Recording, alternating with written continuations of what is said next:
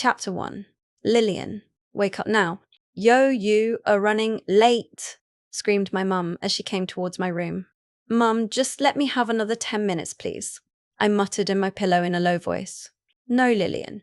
You need to get up now. You are late for school already. All right. I'm coming now, Mom. I got up from my sweet bed and muttered, whatever.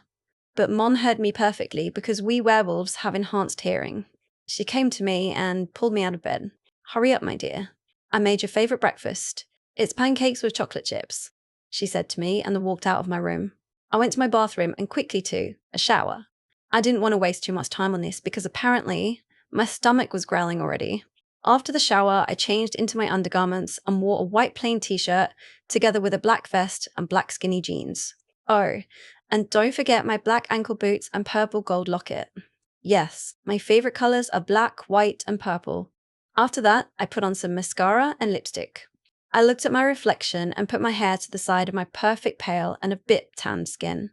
Perfect.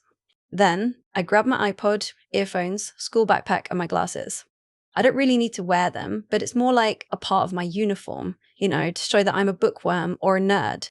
I went downstairs and saw my mom and dad, who were warriors of the Silver Angel Pack. Thanks to them, I also have warrior blood in me. But I don't feel honoured or whatsoever. I'm just a child, and if you ask me what I want to have an Aston Martin, I'd say. After I finished my pancakes, I grabbed my car keys and headed to the White Beast, my Maserati. By now, you may think I am the most popular girl in our school, but I'll say you are wrong. I put my keys into the ignition and headed to the place you may want to call it high school. I headed to school and parked my White Beast. A lot of people were staring at me, but I just had my shades on and shrugged it off. Hey, Lily! I heard a familiar voice calling my name. I knew instantly it was my best friend Hannah. We literally have known each other from the moment we were born. We were born in the same hospital. She was born just 30 minutes later than me. Our parents were good friends, and naturally, we became good friends too. Hey, Hannah! I shouted back to her happily. Did you hear that, Lily? Abbott Davis, the most popular dude in our school, is going to try and find his Luna, she exclaimed excitedly. Everyone in the school parking lot should have heard her saying. But what does that have to do with me, Hannah? I replied uninterested. Listen, Lily. She grabbed my arm as I was about to leave. You always say that, but what is that? Luna happens to be you. I shrugged her off without answering her question. But soon, I smelled a unique scent that got my inner wolf yelling and jumping for joy. I quickly turned to the direction where that scent was from and looked around in hope of finding a figure that I have been waiting for over the past 18 years. Late. Chapter 2. I was stunned by this unexpected encounter. My wolf was screaming inside of me. I was happy that I smelled my mate, but I knew something bad was about to happen. Hello? Lily. Did you hear me? Hannah shouted while snapping her fingers in front of my face. I'm sorry, Hannah, I said uncertainly. Why did you just zone out like that, Lily? She asked me with a suspicious look on her face. As I was trying to find an answer, the bell rang. Okay, Hannah, time for classes now. Let's go. Well, I guess you could say I was saved by the bell. We walked to our homeroom and sat at the back as usual. As we entered our class, the scent grew weak and I was relieved. But I also felt a bit sad. You have just missed our mate, my wolf said to me. She sounded quite disappointed. Come on, we will find him now or later. After all, we are in the same school, I replied. She rolled her eyes and went back into my mind. I listened to our homeroom teacher, Mrs. Brown, welcoming us back as sophomores. After that, I looked out the window and I saw a pair of green eyes watching me. This must be some sort of illusion. I shrugged it off. After homeroom, I headed to my locker. Halfway there, I smelled that scent again. I picked up my pace, and soon I felt a pair of hands grab my wrists and lammed me against the lockers. I felt a lot of sparks and shocks.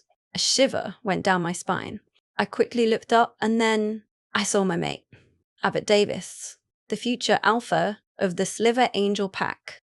But when I looked into his green eyes, I saw nothing but disgust and anger. You, listen carefully, because I'll only say it once, he said in a cold tone. I know what you are thinking right now, but I tell you, you are not my mate. I am the future alpha of our pack, and I need someone who deserves to become my Luna. And you are not one of them.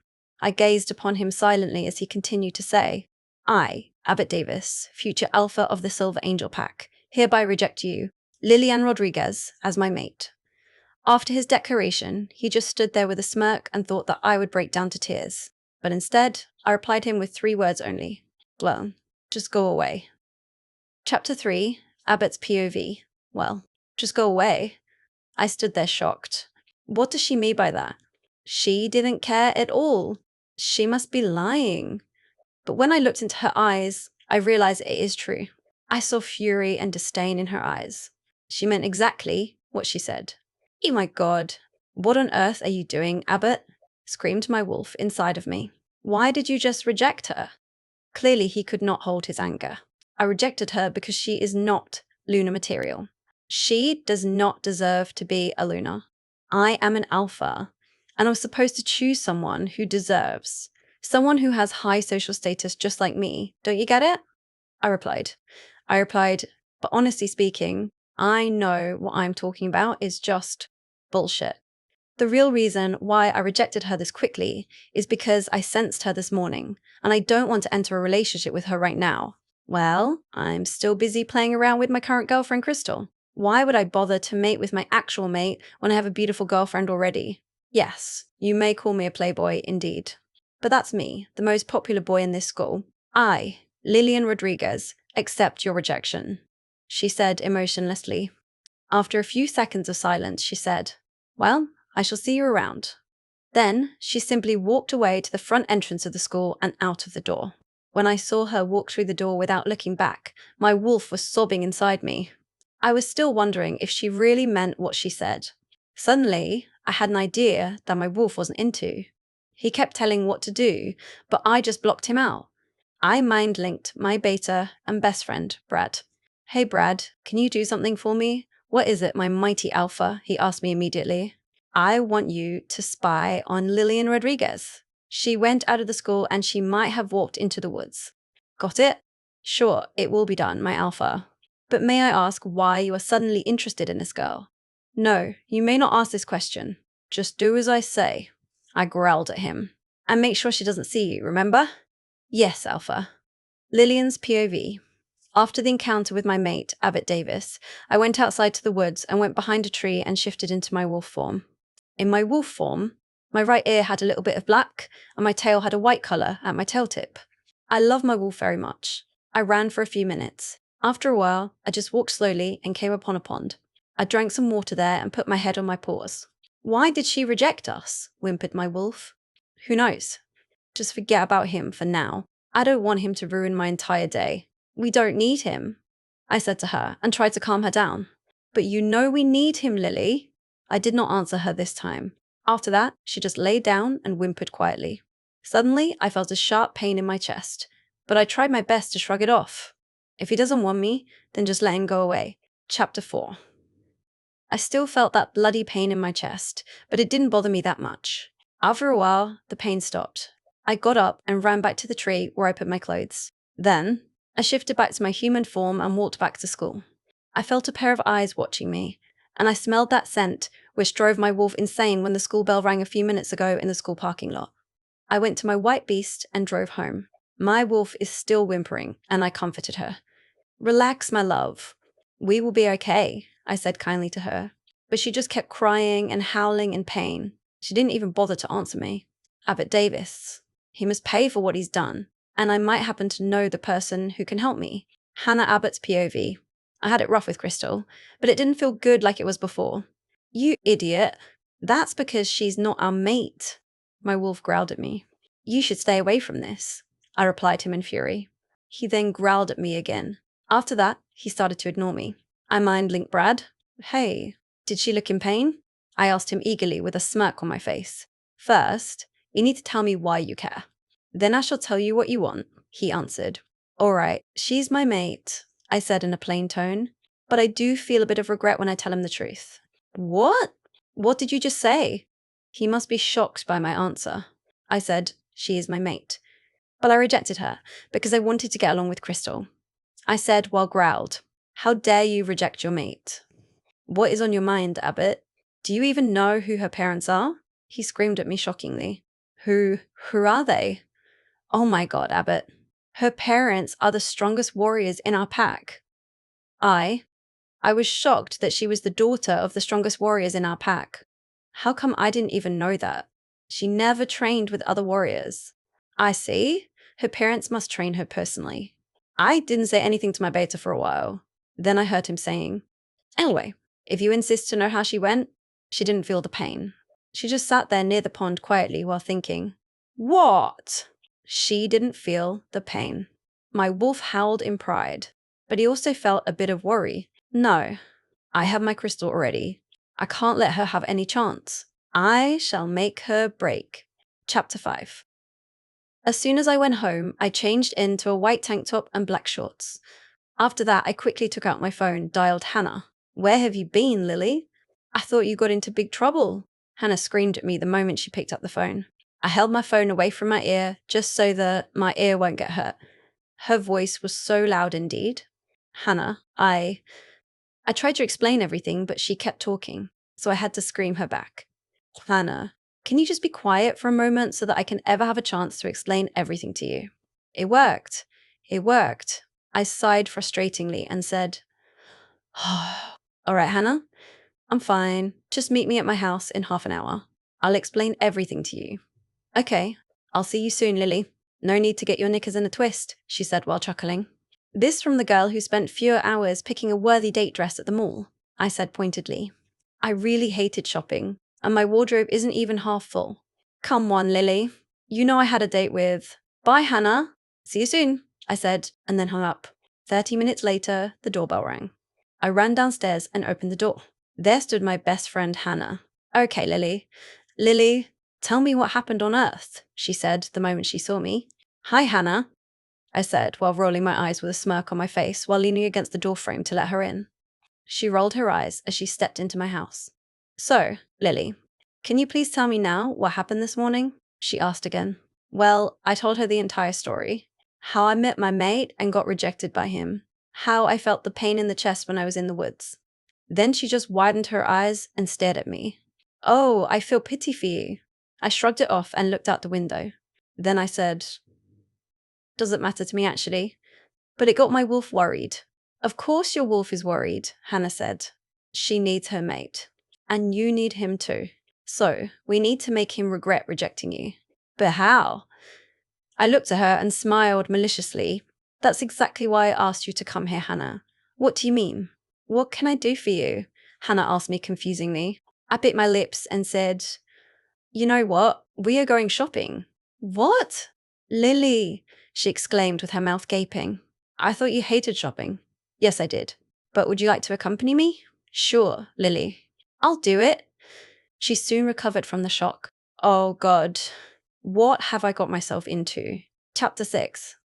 The next day was the weekend, so we went shopping. But to be honest, it felt like hell to me. I wore my black shirt and white jeans with white toms. Can we go home now already, Hannah? We've been here long enough. I whine at her. She just rolled her eyes at me and said, what's the hurry? We've only been here for 2 hours. Then she gave me a hug and continued saying excitedly, come on, dear, just one more store and we will go home. All you got so far was some skinny jeans, tank tops, a few shorts, bras and panties from Victoria's Secrets and shoes. Now we will head for the ultimate clothing. Dresses? No. No, no, no, no, no. I whispered a small at first, but then I said loudly, Hannah, you know how I feel about dresses. Please, Lily, if you want him to regret, you have to look sexy. Fine, I said, clearly felt annoyed. Why? She said happily. Then she dragged me to a store. There I chose 3 dresses. Do you know what the colors were? Yep, you got it. It was black, white, and purple .68. I wore the black one first. It was simple and had a red neckline. It reached mid-thigh. I showed it to Hannah and she gave me 2 thumbs up. The second dress was the purple one. It had little purple flowers on the skirt and its top was white. Hannah said I looked like a flower girl in a sexy way 5/5. The third one was definitely a winner. Why, you ask? Because Hannah jumped up and down while clapping excitingly. I chuckled at her, but I have to agree with her. The white dress made my green eyes pop. It was mid-thigh and it was strapless. It had a net outside the skirt with little yellow and white flowers. I bought some tights, boots, sneakers, mascara, and lip gloss. 4 for 4, I went home after that and changed into my sport bra and sweatpants since my dad wants to bring me to the pack house and train them and said, and I quote, "Go there and show them who is their boss." 127. We went to the pack house. This is my first time coming to this hall, and my first expression was utter shock. 3. You could host a homecoming in that house. It was gorgeous. Anyway, we went to the pack members and I tied my hair into a side ponytail, 5 to 6. We found the pack members, and when my dad clapped his hands, they all shut up. Then my dad said, "All right, everyone, I'm gonna let my daughter take care of you lot because I have some business to take care of." My dad didn't train me with the pack because he wanted to show that even a girl like me can be stronger. He was my personal trainer. I really admire my dad. He told me that if anyone tried to attack me, I might as well learn to fight before the pack does. I did just that, and I made him proud. 5-2, my dad turned to me and said, "Good luck, love. I love you." But, I replied, "I love you too, Daddy." 80. I turned back to the pack members and looked at them. As I was about to talk, I smelled my mate's scent. I tried to ignore it, but my wolf clearly had other ideas. She wanted to run into his arms and kiss him, but I growled at her and kept control. 2, all right. My name is Lillian, if you didn't know. You might want to be quiet, boys. Don't want to catch flies, do we? I said jokingly. They instantly silenced their mouths, but their eyes were full of want. 4-5, I heard a growl, but ignored it. "I want you lot to fight in your human forms." I said it to them, but then I heard a high-pitched voice that said, "We are werewolves. Why should we fight in our human forms when we can fight in our wolf forms?" I growled at how annoying that voice was. I turned to see who it was, and only found the most attractive girl in our school, Crystal. She was wearing a tank top that showed too much cleavage and a pair of shorts that looked like a skirt 5-1. "You don't even know how to fight, do you?" "Holla! Don't come in crawling around here and tell us what to do," she said with a smug look. It is quite natural for her to think that I don't know how to fight.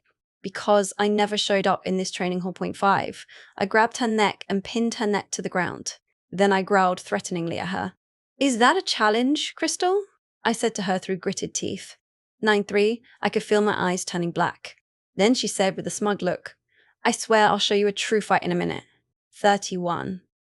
She shifted into her wolf and tried to pounce me, but I dodged it swiftly.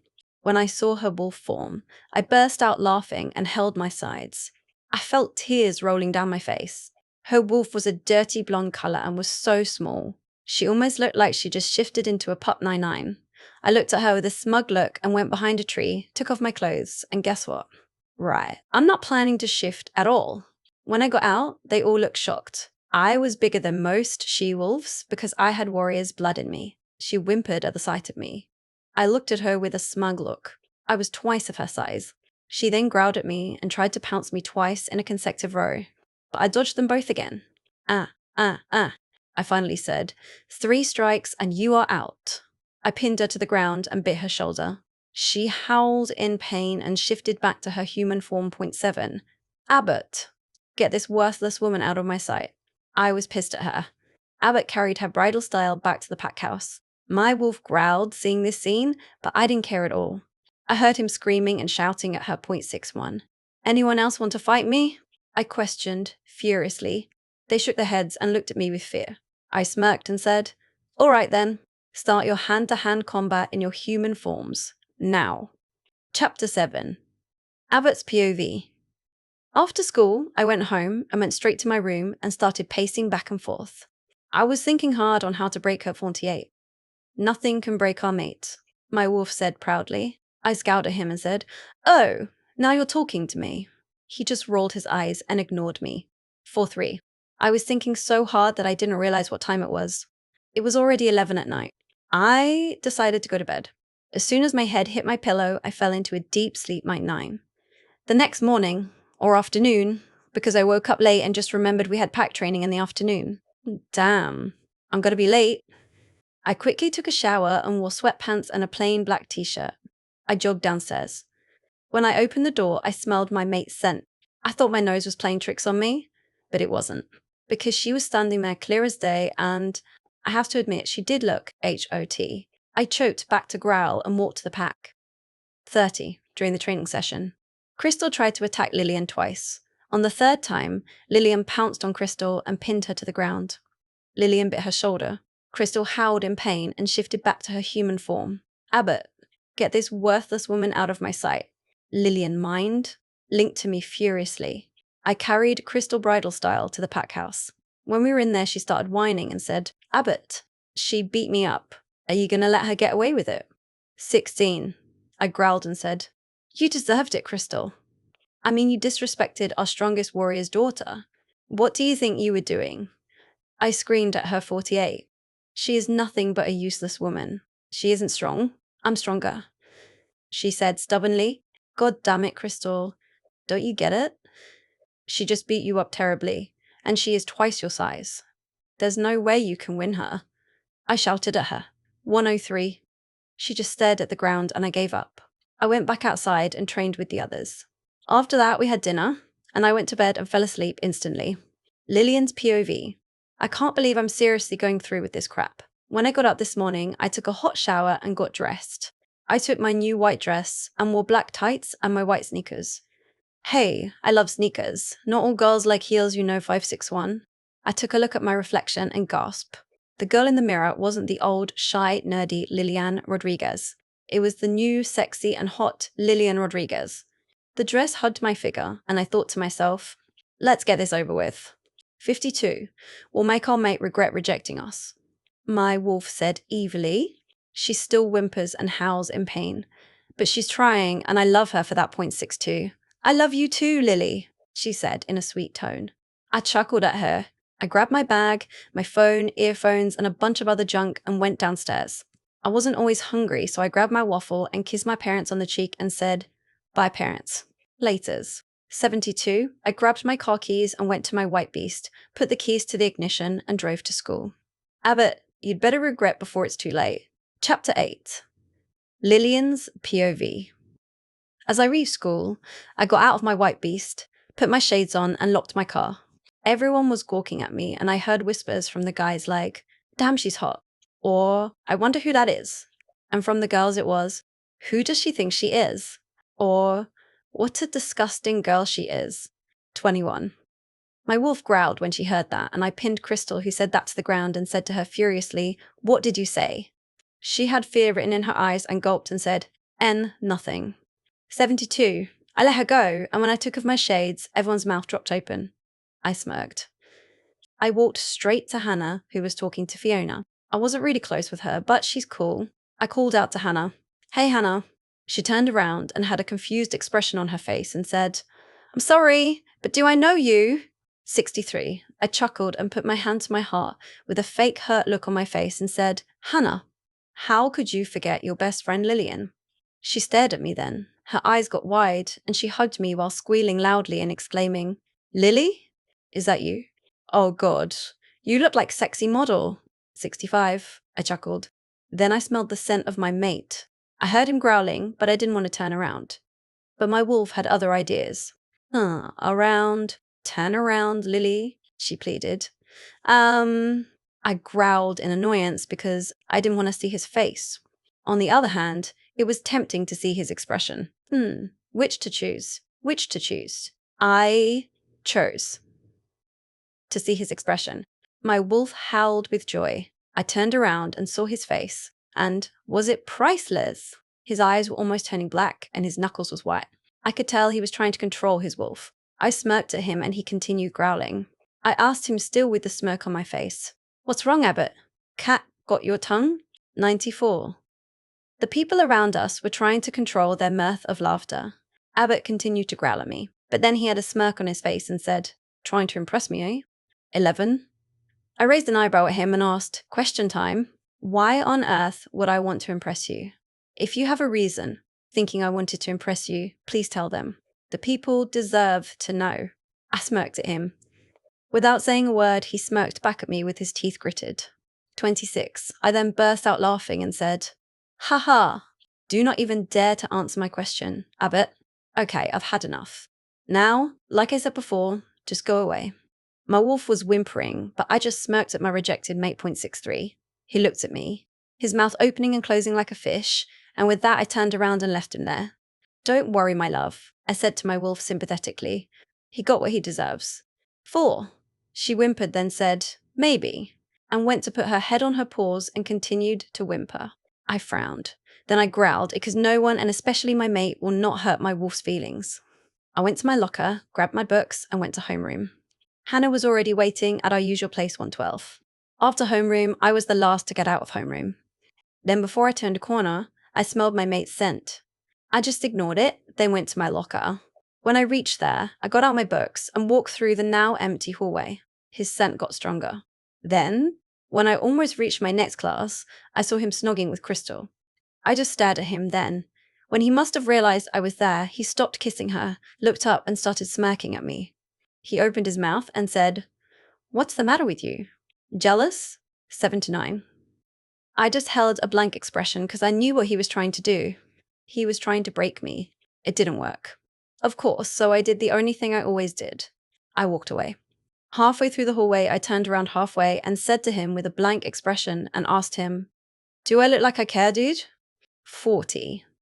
He growled at me and said, "Don't you dare insult your alpha." I just kept walking, and when I reached my classroom door, I put my hand on the knob and turned to him and said with a smirk, "And what do you want to do?" 76. After that, I entered my next lesson, sat down at my usual sit, and focused on nothing but what the teacher was saying. Point 5. Abbott's POV. When I reached school this morning, I smelled my mate. When I reached the front of the school, I saw this babe standing there. My wolf started to howl and purr with joy. I was wondering why. But then, when I heard her voice and I knew it was my mate 22, I growled at how she looked, and after our chats, after my makeout session with Crystal, I was even more furious. After that, I was near the point of shifting, so I ran out of school and shifted while shredding my clothes. I punched a tree, and it fell. After that, I just walked deep in the woods to calm down and thought the same thing over and over again. 160. How am I going to break her? Chapter 9. Abbott's POV. I was still in my wolf form, and when I reached a small pond, I paced back and forth on how to break Lillian, also known as my mate 196. I kept thinking and thinking and thinking and nothing. Then suddenly, I came up with the idea, and the only way to break her was by, or maybe that could work. 7D, but kept growling and disagreeing and said, "Don't you dare hurt our mate, you damn bastard." 75. I growled furiously at him and said, "You just stay out of this." 89. I still kept thinking about that idea on how to break her, but there's no way that would work. But suppose it did. I smirked evilly and mind-linked my beta Brad and asked him, "Brad?" He replied in a horrible British accent, "How may I help you, kind sir?" I chuckled, then told him, "Come to the pond outside of the school in the woods." 2. Why? He asked. Just hurry up. I want to tell you how I'm going to break my mate. Are you sure you want to do this? He asked to be sure. I growled through MindLink and he said in surrender, all right, geez. It's your funeral. 8. I smirked because my idea was pure genius. You better watch your back, my precious mate 16v4. Lillian's POV. After school, I went to the woods to let off some steam. I went behind a tree, stripped and shifted. After the sound of cracking of bones, I was in my wolf form. I grabbed my clothes with my teeth and ran, and ran, and ran. After a while, I just walked slowly around and sniffed my surroundings. 8. I kept sniffing until I smelled something oddly strange about it. It took me a few seconds to figure what it was. A rogue. I quickly ran to the source and saw a brown wolf with a cream fur covering its paws like socks. It looked so sad and it had scars all over the body. Some barely visible. It shifted back behind a tree and wore its clothes, and I realized it was a girl. She sat down under a tree, and I must say that her hair really complements her wolf fur. She had cream at the bottom of her hair. I quickly went behind a tree, shifted back, and wore my clothes. 5. I approached her cautiously. I accidentally stepped on a branch and she heard me and saw me. I quickly said, "Don't worry, I won't hurt you." 2. She just stared at me with her brown, terrified eyes. I walked towards her slowly and knelt down and sat next to her. "What's your name, love?" I asked gently. She gulped, then answered, "Maggie." I asked her slowly, "What are you doing at the Silver Angel Pack's territory?" 25. Her eyes started to water and she said, "I ran away from my one pack." I asked her, "Why?" Her tears started to fall and I put my arm around her shoulder and comforted her. When her tears died down a bit, she replied, "They abused me, even my older brother, because he blamed me for my parents' death. I didn't even know what I did." I was only 4 and he was 8. 77. She stopped for a minute, then continued, on my 16th birthday, after all that abuse, I had the courage to run away. She started to sob again. Then I mind-linked Alpha Chris and told him, Alpha, there's a rouge here, but she means no harm. 19. He mind-linked back and said, bring her to the pack house. But first, does she have clothes on? I stiffed a chuckle and said, yes, she has clothes on, Alpha. He replied, very well, now hurry to the pack house, Lillian. I said, yes, sir. I quickly got up and looked down at her and said kindly, come on, Maggie. Alpha Chris asked me to bring you to the pack house. At first, she started to tear up again, but held it in and said, okay. I said, well, hurry up and shift behind the tree and follow me. 3. We both shifted behind the trees and ran to the pack house. Before we reached there, we shifted back behind a tree and went to the pack house. 6. My dad ever told me where the Alpha's office was, and since I have an incredible memory, we went inside. When we were inside, I could smell my mate's scent close by. I choked back to growl. We hurried, walked up the steps, and found the Alpha's office, Bont 1. He looked surprised to see me, and I knew why, because I have never been inside the pack's house before. Before he asked me, I quickly opened my mouth and told him, my father told me the directions to your office, and I have a good memory, so I remembered. He still looked shocked, then chuckled and smiled at me. 4. I understand. Oak, now where is the rouge? He asked me. Maggie appeared from behind me. He looked at her kindly and asked her what her name is. She answered, I'm Maggie Jones, Alpha. Before the Alpha could ask her another question, the door was suddenly slammed open, and the person who stood there was no other than the future Beta. Brad 1-5. I was going to ask him what he was doing here when I heard Maggie gasp. Then Brad replied while growling, mine. Chapter 10. Lillian's POV. There was an awkward silence. Then Maggie quickly hid behind me, buried her head on my back, and sobbed quietly. I was shocked to see her sobbing. Then I knew why. She couldn't trust anyone here, even her mate. But she trusted me because I found her in the woods once before Brad was still growling, and I quickly said to him, Brad, control yourself. I just found her in the woods, and you're scaring her with your damn growling. He quickly stopped growling and had regret in his eyes. Maggie looked up to see his face. She was crying slightly now, and she said in a whisper, Mate. Brad looked at her and he just grinned. I pulled Maggie from hiding behind me and put her in front. She just stood there, with scared and sad eyes. I knew what she was thinking, so did Brad. He walked up to her slowly and wrapped his arms around her. She froze and backed away to stand near me. Brad had hurt in his eyes. I whispered to her quietly so that only she could hear. Don't worry, he won't hurt you, love. He's been waiting for you for a long time. I'll be right next to you all the way. He really cares about you. She looked up at me, her lips forming a small smile. 9. She whispered back, thank you. I'm just scared he might reject me. Brad heard that and growled and said, I won't reject you. I care about you so much. Please trust me, Maggie. Maggie shivered when he called upon her name. His eyes were shining and had happiness and love in them. 9-2. She gasped and looked at me, and I nodded at Brad. He stepped forward and wrapped his arms around her, and she quickly melted into them. Brad had a goofy grin on his face, and his eyes had tears of joy. He kissed her head and looked into her brown eyes. 40. The Alpha cleared his throat and they looked away from each other. But Brad put his arm around her small waist. Before we were so rudely interrupted, said the Alpha, giving Brad a glare. But he had a twinkle in his eyes. He continued, I was going to ask Maggie what pack was she from. Maggie stiffened but then relaxed when Brad kissed her temple 3. She was quiet for a few minutes, then opened her mouth and said, Invictus Sword Pack. We all gasped because that pack seemed so kind. I guess we all thought wrong. Brad growled because he hated the thought of anyone hurting his mate. 23. The Alpha broke the silence by asking Maggie, well then, would you like to join our pack, Maggie? Her eyes got wide, but then she started saying, yes, yes, yes. Thank you, thank you, thank you so much, she said while squealing. Then she stopped and blushed red. Our Alpha chuckled and said, very well. We'll hold a ceremony on Saturday afternoon to welcome you. She grinned so much that she almost started to cry all over again. Brad hugged her and showed her to his room, which will now be their room.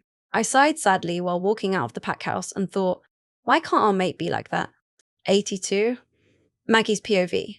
I was so happy because I was now in a pack that wouldn't abuse me and I found my mate. He showed me to his room and we stepped inside. He said, you can use my clothes. There in the closet. 5.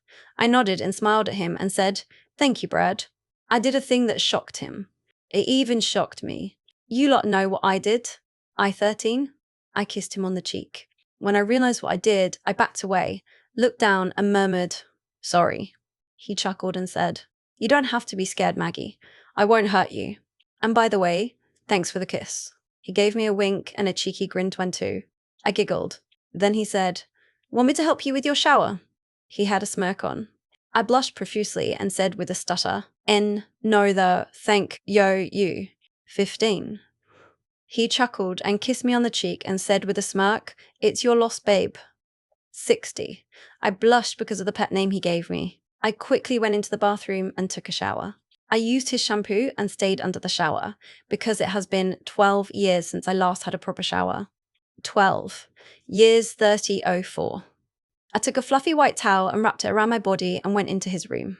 As he said, I went into his closet and gasped because his closet is huge.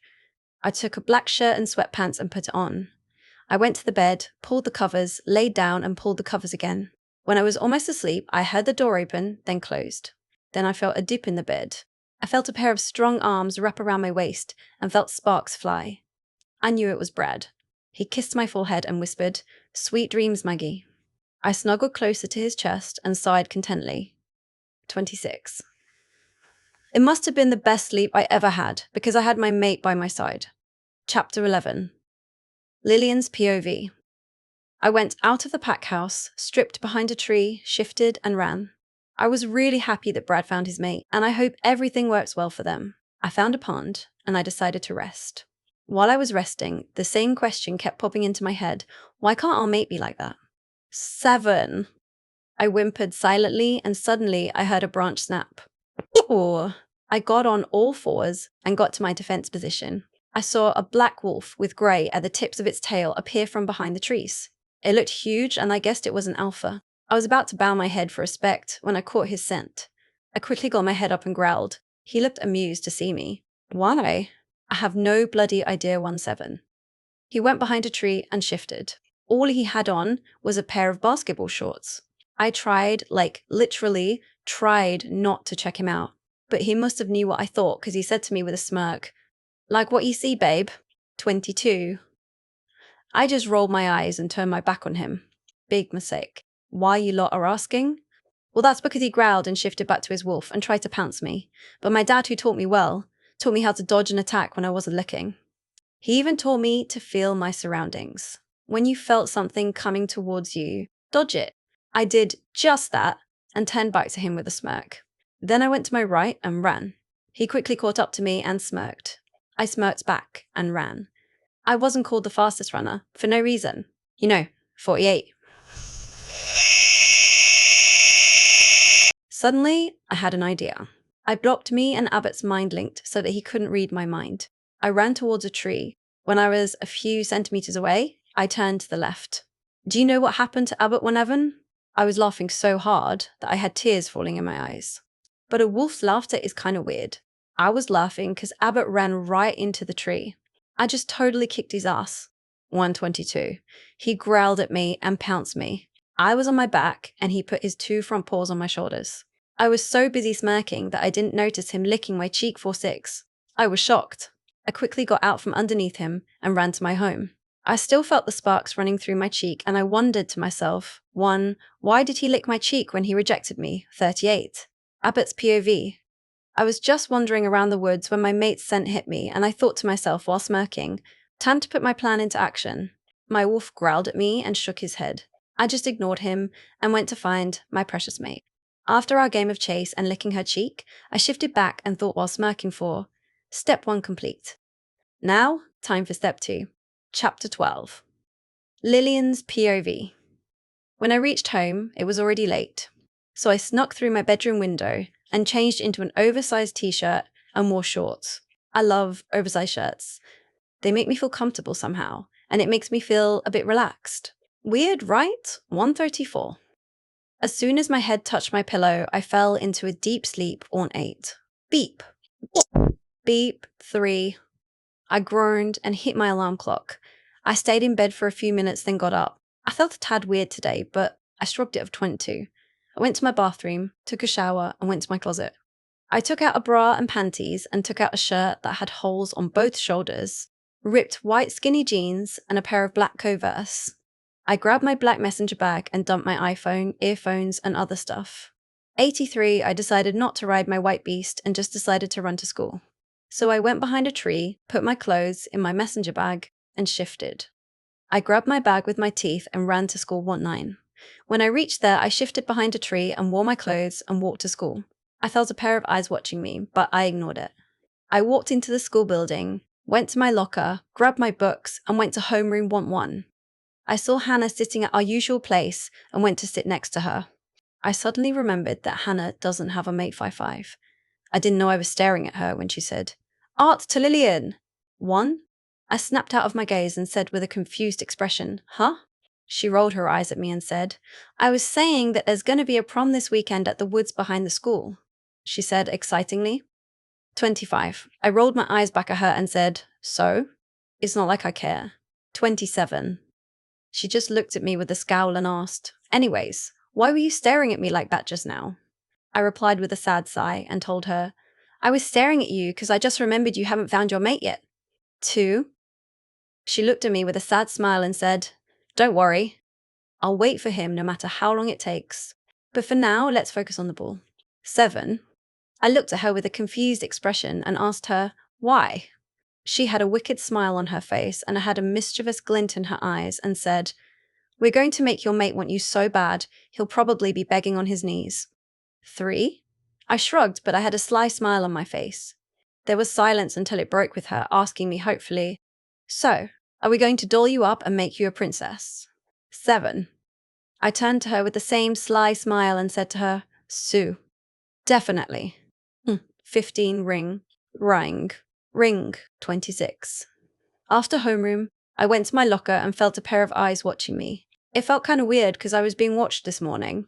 I grabbed my books only to be shoved by the shoulder by some moron. "Heilish Snow." "What? Where you're going?" I said, annoyed. I looked up to see who it was and only to find out it was Crystal. She looked at me with a smug look and said, "Oops, my bad. Sorry." 24. Then she just walked away and didn't even help to out my books for me. The bell rang. Signaling class was about to start. Is it just me, or am I always late? I just ignored it because I was a straight A student. The teachers always go easy on me because I'm such a goody 2 shoes on 145.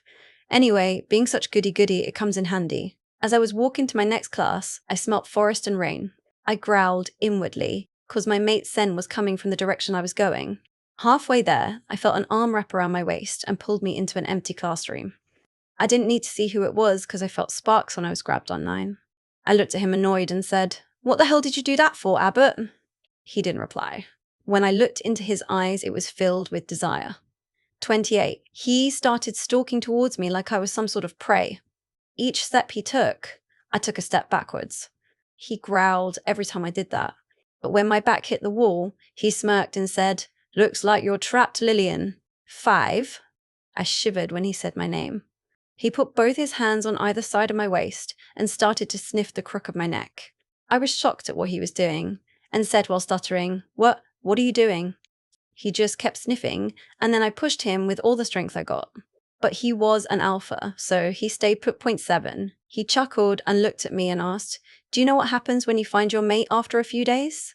I just looked at him like he was stupid and answered, "They go through heat." 12. He chuckled some more and said, "Exactly, and you, my precious mate, are going through heat." The next thing he did shocked me. Do you know what he did?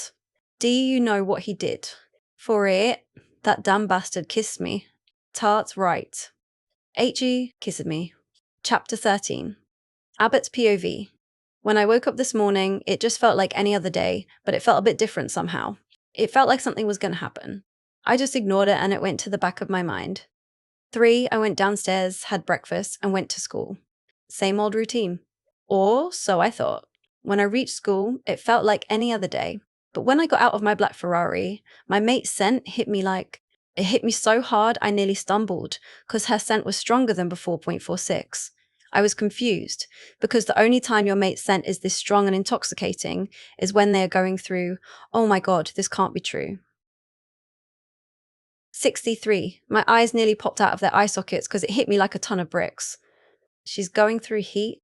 I knew she would be in heat soon, and I thought I could control my needs and wait. Whoa.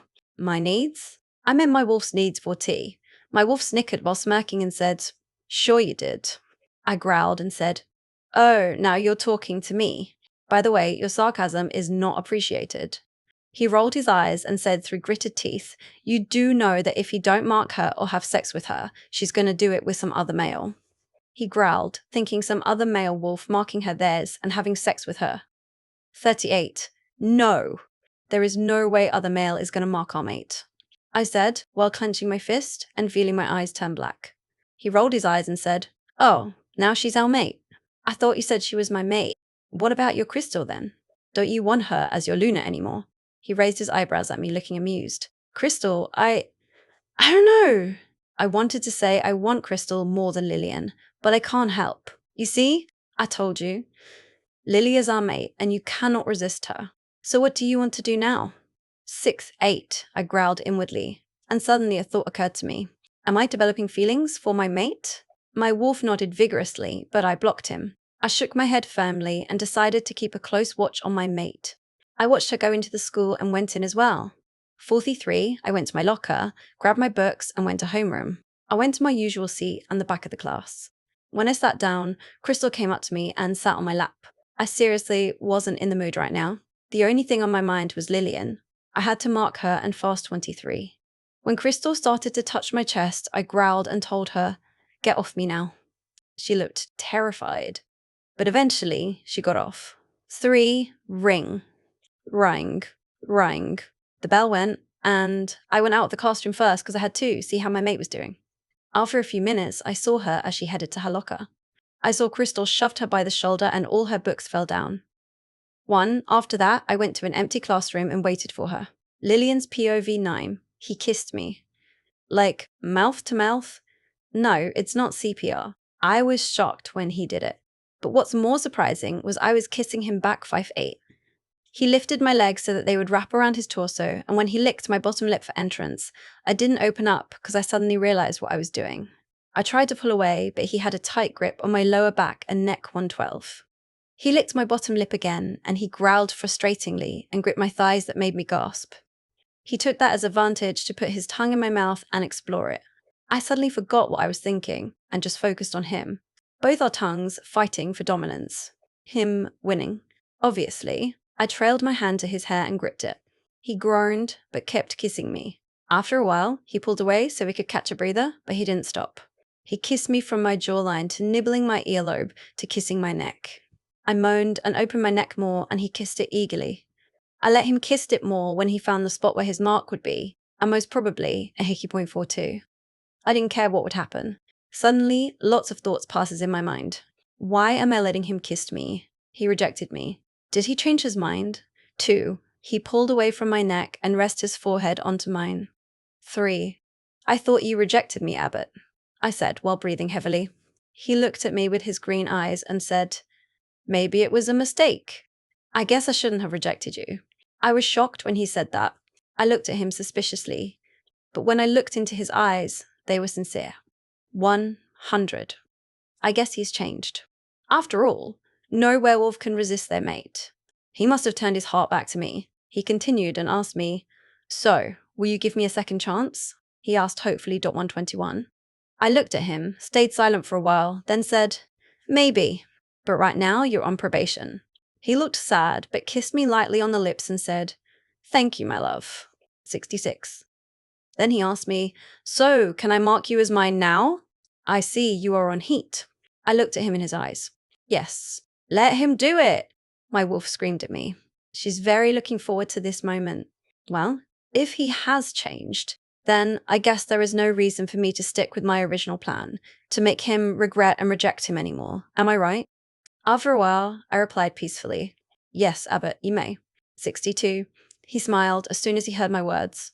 He then kissed my neck and found the spot where his mark would be. He extended his canines and sank his teeth into my neck. Honestly speaking, it hurt like hell. But after a while, all I felt was pleasure, and my wolf was purring. After that, he licked my mark to heal it and whispered in my ear, You're really mine now, sweetheart. Chapter 14. Abbott's POV. Finally.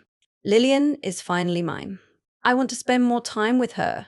So after I marked her, I put my full head against hers and asked her, will you go on a date with me tomorrow? 3:30. Her eyes widened, and I was afraid she might say no, but then she muttered a small, fine. If I were human, I wouldn't be able to hear it.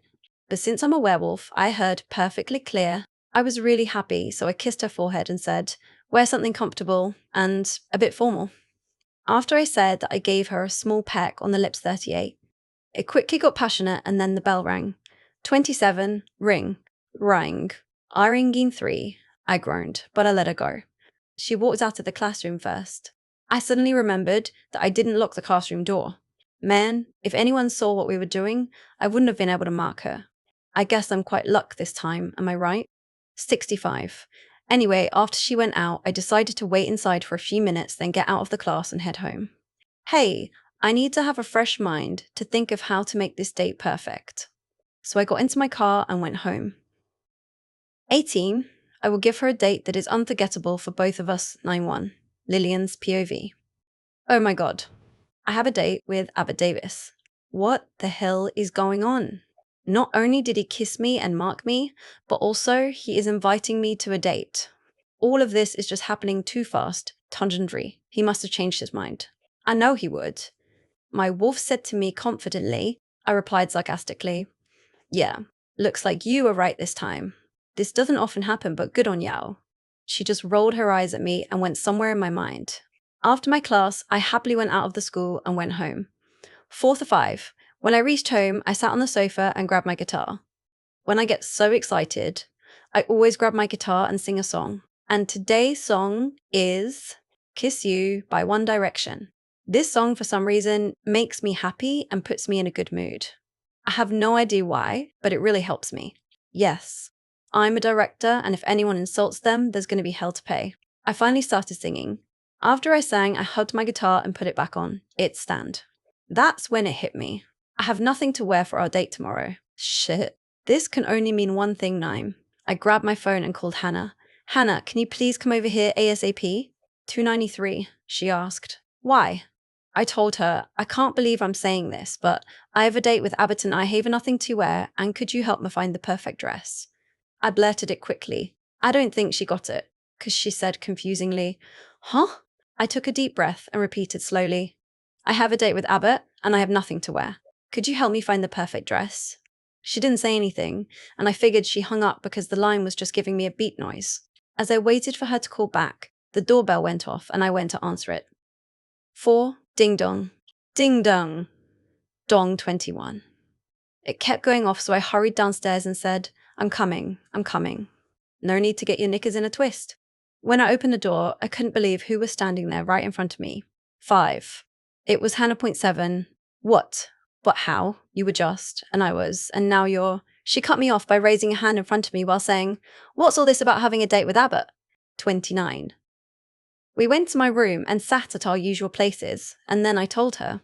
She was shocked, but then asked me hesitatingly, car, can I see the mark? I suddenly realized that I didn't see the mark. So we both went to my dressing table that has a mirror and gasped. It had 2 wolves, howling at the moon. It was gorgeous. She squealed at the sight of my mark and said, we definitely need to go shopping soon. When's the date, Lillian? 68. I was afraid she might ask that cause. If the date is really close, she'll want to straight away and go shop till we drop. Literally .1. I mumbled, tomorrow. She looked at me and said really loudly, what? Morrow. W-E have to shop now. I groaned and said in a whiny voice, do we have 2? She looked at me with a smirk. Lan said, you brought it on yourself, my stupid girl. Now get your butt up and get in the car. 6, I groaned and thought to myself, 3, I hope this date will be worth it. Chapter 15. Lillian's POV 1. Hannah, can we please go home? My feet are killing me and we've been here for a whole 4 hours. How much longer is this going to take? I said in a whiny, annoyed voice. 22, Hannah looked at me and said, not until we find the dress that'll make him speechless, and before you ask why he'll be speechless, it'll mean he thinks you look absolutely Hot! 15, I groaned, and was about to say come back when I saw it. Hannah looked back at me and said, "What's the hold-up?" I just kept staring, and then Hannah got the picture. She turned to where I was looking, and she gasped and quickly pulled me into the shop. We asked the clerk if we could try it on, and she said yes. The bad news is, it's the last one. So we both crossed our fingers, and Hannah shoved me in the dressing room. I quickly stripped and changed into the dress. It was gorgeous. The good news is, it's the perfect size. Not too big, and not too small. It's just right. 24. The top hugged my curves and the bottom flared out. You're probably wondering what the color is, right? Well, I'll tell you. It was silver angel blue, the top was a dark blue, and the bottom was the perfect light blue. It reached above my knees and it was strapless. It made my auburn hair and green eyes pop 22. I heard Hannah say in a frustrated voice, "Would you get out of stall?" The suspense is killing. Meh. I laughed when she said that line because it was from the movie A Cinderella Story, Once Upon a Song One Serenade 7. I went out and I saw her jaw drop. Not literally. She turned her finger, which meant, do a twirl, which I did. She squealed and started jumping up and down while clapping. I chuckled at the sight of her. Whoever her mate will be, he'll be lucky. Because Hannah always knew how to turn a frown upside down for she said, "You have to get it. Now hurry up. I have the perfect shoes for you, and no, they're not heels." I chuckled again because she knew I hate heels 1/6. I went back to the dressing room and unzipped the dress. I quickly wore back my clothes. I suddenly remembered my dad wanted me to train the pack again. I quickly went to the cashier counter, and the clerk said I was very lucky because the dress was on sale. Double score. We quickly went home, and Hannah went back straight to her house. 32, I put the dress in my closet and quickly changed into a black sports bra and black shorts that reached my knees. I tied my hair into a ponytail and went to find my dad one night. Luckily, I was ready right on time. Then again, I always am. He drove us there, and we went our separate ways. The good news is, the whole pack is there. The bad news is, the dudes there are looking at me. I remembered that I was growing through heat, so I just ignored it. I don't have a need to do it. I can control it, but for some other she-wolves, they can't. Don't ask me how I can control it, I just can. Weird, right, 15, I said to them. All right, shift into your wolf forms and run 200 laps around the lake near here. They groaned, and that's when I almost lost my temper. Move. All of you, before I challenge you to a fight. I felt my eyes turn black, but they quickly turned back to normal when I calmed down. 722. They looked at me with fear, which they should. They quickly went behind the trees and shifted. I smelt my mate's scent and turned and saw Abbott come towards me since he just arrived. "What do we have to do?" he asked me when the others came out from behind the trees. "Man, do we have a lot of work to do, Point 1, I replied. "Shift and run around the lake near here 200 times. He asked me while raising his right eyebrow. "Aren't you going to shift?" I replied, "Before I shifted into my wolf when I was young, I trained myself how to run in my human form." The others stared at me with shock. I continued, "So no, I won't shift. Go, shift and run, Abbott. I'm giving you lots a head start." He shook his head and said, "They can get a head start, I don't need one." He smirked at me and I smirked back while saying, "You're cool." I noticed the others haven't started running, so I yelled, "Go and run laps now. I came here to train you. Don't you dare be lazy in front of me." 44. They ran while Abbott waited with me. When they were out of our sights, Abbott said huskily, "You look hot when you're angry." He wrapped an arm around my waist and tried to kiss me, but I put my hand against his mouth and said to him, "You're still on probation. Now hurry up and shift so we can get started." I said impatiently for. I rolled my eyes when he pouted. I quickly pushed him behind the tree. When I heard the cracking of bones, I knew he already shifted. I turned my back on him and was about to run when I felt something about to pounce me, so I dodged it. Abbott growled at me playfully, but I said to him in a threatening tone, "Do your laps, or I'm going to make you regret." He quickly nodded, and we both took off running.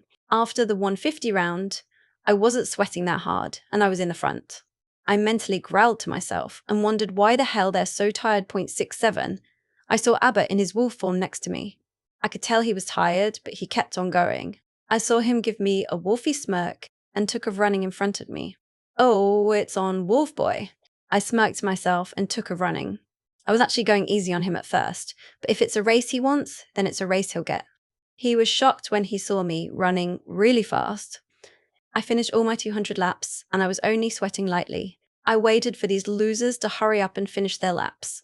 When they finally finished, I gave them a 10-minute break. Some of them shifted back to their human forms. 33. After that, I said to them, shift back to your wolf forms and find a partner quickly. We're going to do hand-to-hand, or more like paw-to-paw combat. They groaned, and then I heard a very high-pitched voice say, no, give us a break. We may be wolves, but we need our rest. I broke a nail while doing the 200 laps you asked us to do. I growled and went to that voice. I saw that it was Crystal's best friend, Elise-Bot 112. I growled at her and said to her, do I need to teach you a lesson like I did to your friend? She gave me a smug look and said, I can beat you up and you'll be begging for mercy. I heard Crystal say to her, just do what she says, Elise. 3. I felt my eyes turn black. I quickly ran in front of her and just lost it. I gripped her neck and threw her to the tree just a few feet away. Everyone gasped, and when I heard the cracking of bones, I knew she shifted into her wolf point 3.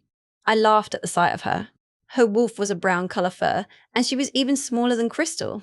I smirked at her and said, I'll fight you in my human form. She gave me a smug look while I just smirked 21.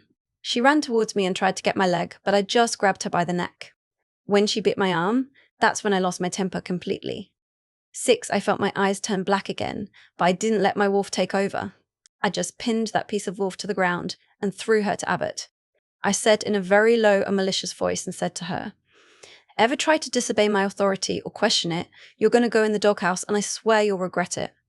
11. I said to them with a threatening tone and venom in my voice, if anyone else dares to challenge me, I'll fight them to death. 300. They quickly shook their heads and I said to them grimly, training session dismissed. The next time training happens, be ready, because I'm going to make all of you work twice as hard. They didn't dare, groaned, and I thought to myself, 1,000. They better get ready for the next training, because I'm not going to go easy on them. Chapter 16. Abbott's POV. I was surprised when I woke up this morning. I was nervous.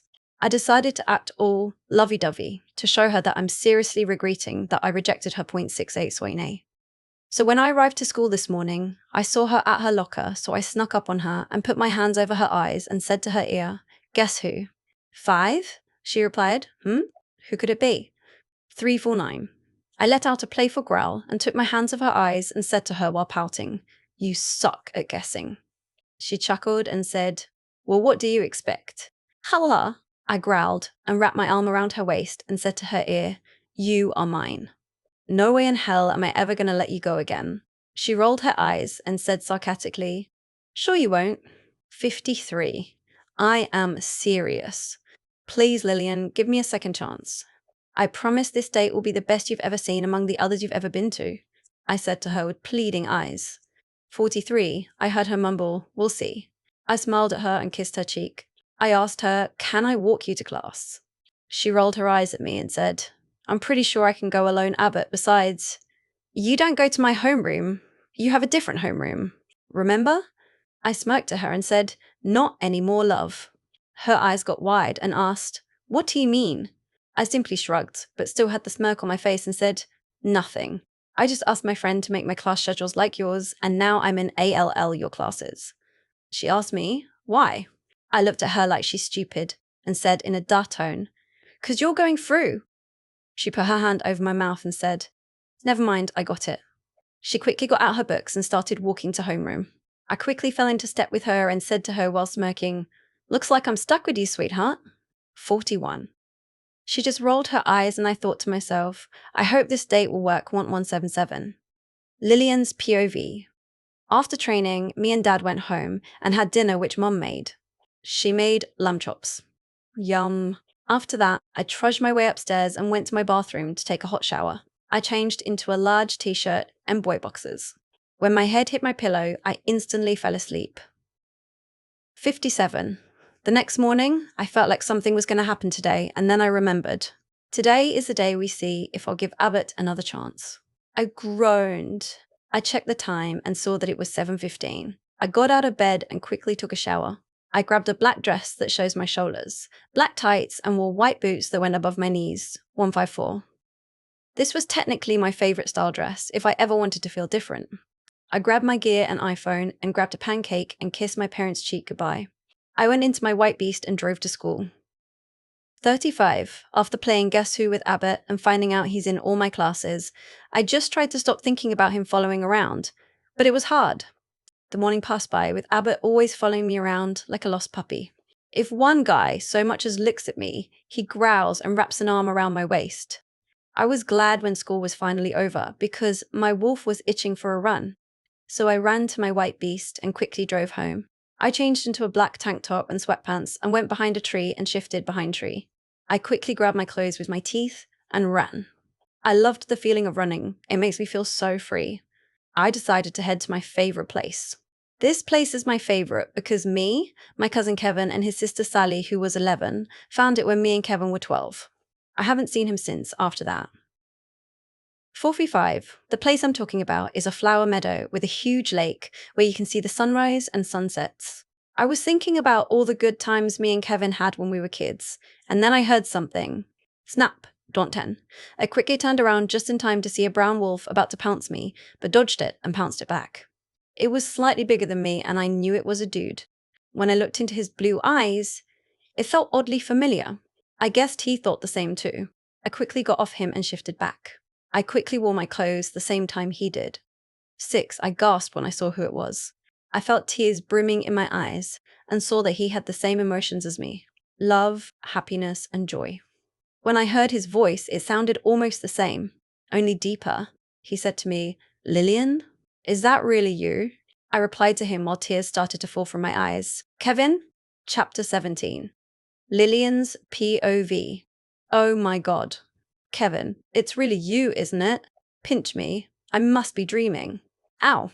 I shouldn't have said that because he pinched me. 2A, I growled playfully at him because he was chuckling, and then he said with a smirk, "Be careful what you wish for, Lily." I suddenly heard rustling behind him and growled again. I then saw a girl who looked really familiar. She had red hair, brown eyes, and curves in all the right places. It took me a few seconds to figure it out. I squealed joyfully and ran and tackled her into a hug. 3. Oh my God. Sally, you look so beautiful. I haven't seen you since you were 11. Did you find your mate yet? I regretted asking her the question because she smiled sadly and said, "Not yet. But I'm hoping I'll meet him here. I can't wait to get my first kiss." I was shocked because she hasn't had her first kiss. But before I could say anything, Kevin butted in and said, "In your dreams." Why, you ask? 'Cause I'll be watching. Even I haven't met my mate yet, and I already lost my virginity. 46. I gagged and said while pointing my finger to my mouth, "EW." That's too much information. And you just told it in front of your sister. What is wrong with you? Do you want her to compete with you and lose her V card at 15? You know how competitive little Sally was when she was small. I called Sally by her name while her idiot brother always called her Sal. He blushed and said to her, "Don't even think about losing it. Sal or the prick who took it is going to go through hell." 7. Sally blushed a fiery red that almost matched her hair and said, "Kevin, I still have it all right. Can we please change the subject? This conversation is getting too weird if you ask me." She rubbed her neck, still blushing. I was about to say that I agreed when Hannah mind-linked me and said, "Lillian, have you forgotten that you have a date with Sir Davis?" 81. I quickly mind-linked back to her and said, "I'll be home soon. No need to be cranky, miss." 2. I realized my cousins were still arguing about THA. So I said to them, "Guys, I hate to cut our meeting short, so why don't you lot come to my house? I have to get ready for a date." 6. Sally started squealing and said, "AWWWW. Lillian, is it with your mate?" I just shrugged and then quickly went behind a tree and took my clothes with my teeth and ran to my house. I knew my two cousins were following right behind me. I quickly shifted back and walked quickly to my front door but one. I opened the door, and when Kevin went in, he froze. I was puzzled, but then when I heard feet running downstairs, I knew that Hannah was here because I heard her say, "Lillian." Finally. Hurry up, girl, or you're going to miss your date. Chop cho. 8. Hannah froze as well, just like Kevin did. I quickly looked from Hannah to Kevin again and again until it clicked just when both of them said, "Mate." 227. There was an awkward silence, so I said to them so that they will both stop checking each other out, "Jinx, you both owe me a soda." 24. They quickly snap out of their daze. Sally looked a little uncomfortable, so I quickly asked both of them, "Why did you guys go back and never visit us?" Kevin blushed red and said, because my dad wanted to train me fast so that I could be a warrior in our pack. Sal included. Kevin and Sally were also a part of the Silver Angel pack, as was I. I was shocked and said, "What? You're a warrior?" He looked at me like I was an idiot and said, "Duh, I just said it." "Why?" I blushed and said, "'Cause I'm a warrior too." Now it was Kevin and Sally's turn to say, "What?" "You too, Lillian." "Too?" I nodded sheepishly and suddenly remembered, "Hannah, what time is it?" She quickly looked at her watch and screamed, at him one. "On more hour, till hell he comes." Kevin growled and I chuckled. Before he could ask me what I knew he wanted to ask, I said to him while smirking, "The HE my dear Hannah was referring to was my date." Kevin blushed again, while Hannah giggled and started pushing me up the stairs and said, "Move quickly, Lillian, and get dressed. Call me when you're done." 5? I smirked at her and asked, "And what exactly might you be doing?" She blushed and mumbled, "Nothing that concerns you." Unfortunately, Kevin heard it and chuckled. He wrapped an arm around her waist and said to me while smirking, "Looks like I'm going to see more Lillian." I groaned playfully, but went upstairs to take a shower and wear my dress. 2. After my shower, I put on a bit of mascara and gloss, and decided to leave my hair down. It reached below my waist. I quickly called, "Hannah." 17. She went through my door and gave me a pair of silver sandals, and I quickly put it on. I noticed that her lipstick was smudged and said to her while smirking, "So, did Kevin choke on something?" She looked confused and said, "Of course he didn't." I chuckled and said, "Uh-huh. If he wasn't choking, then why is your lipstick smudged?" She blushed red and said really quickly, "I didn't make out with him, if that's what you're thinking." I chuckled and said sarcastically, "Sure you didn't." After that, I grabbed my silver clutch and went downstairs just when the doorbell went off. 13. Kevin opened the door and I went slowly down the stairs.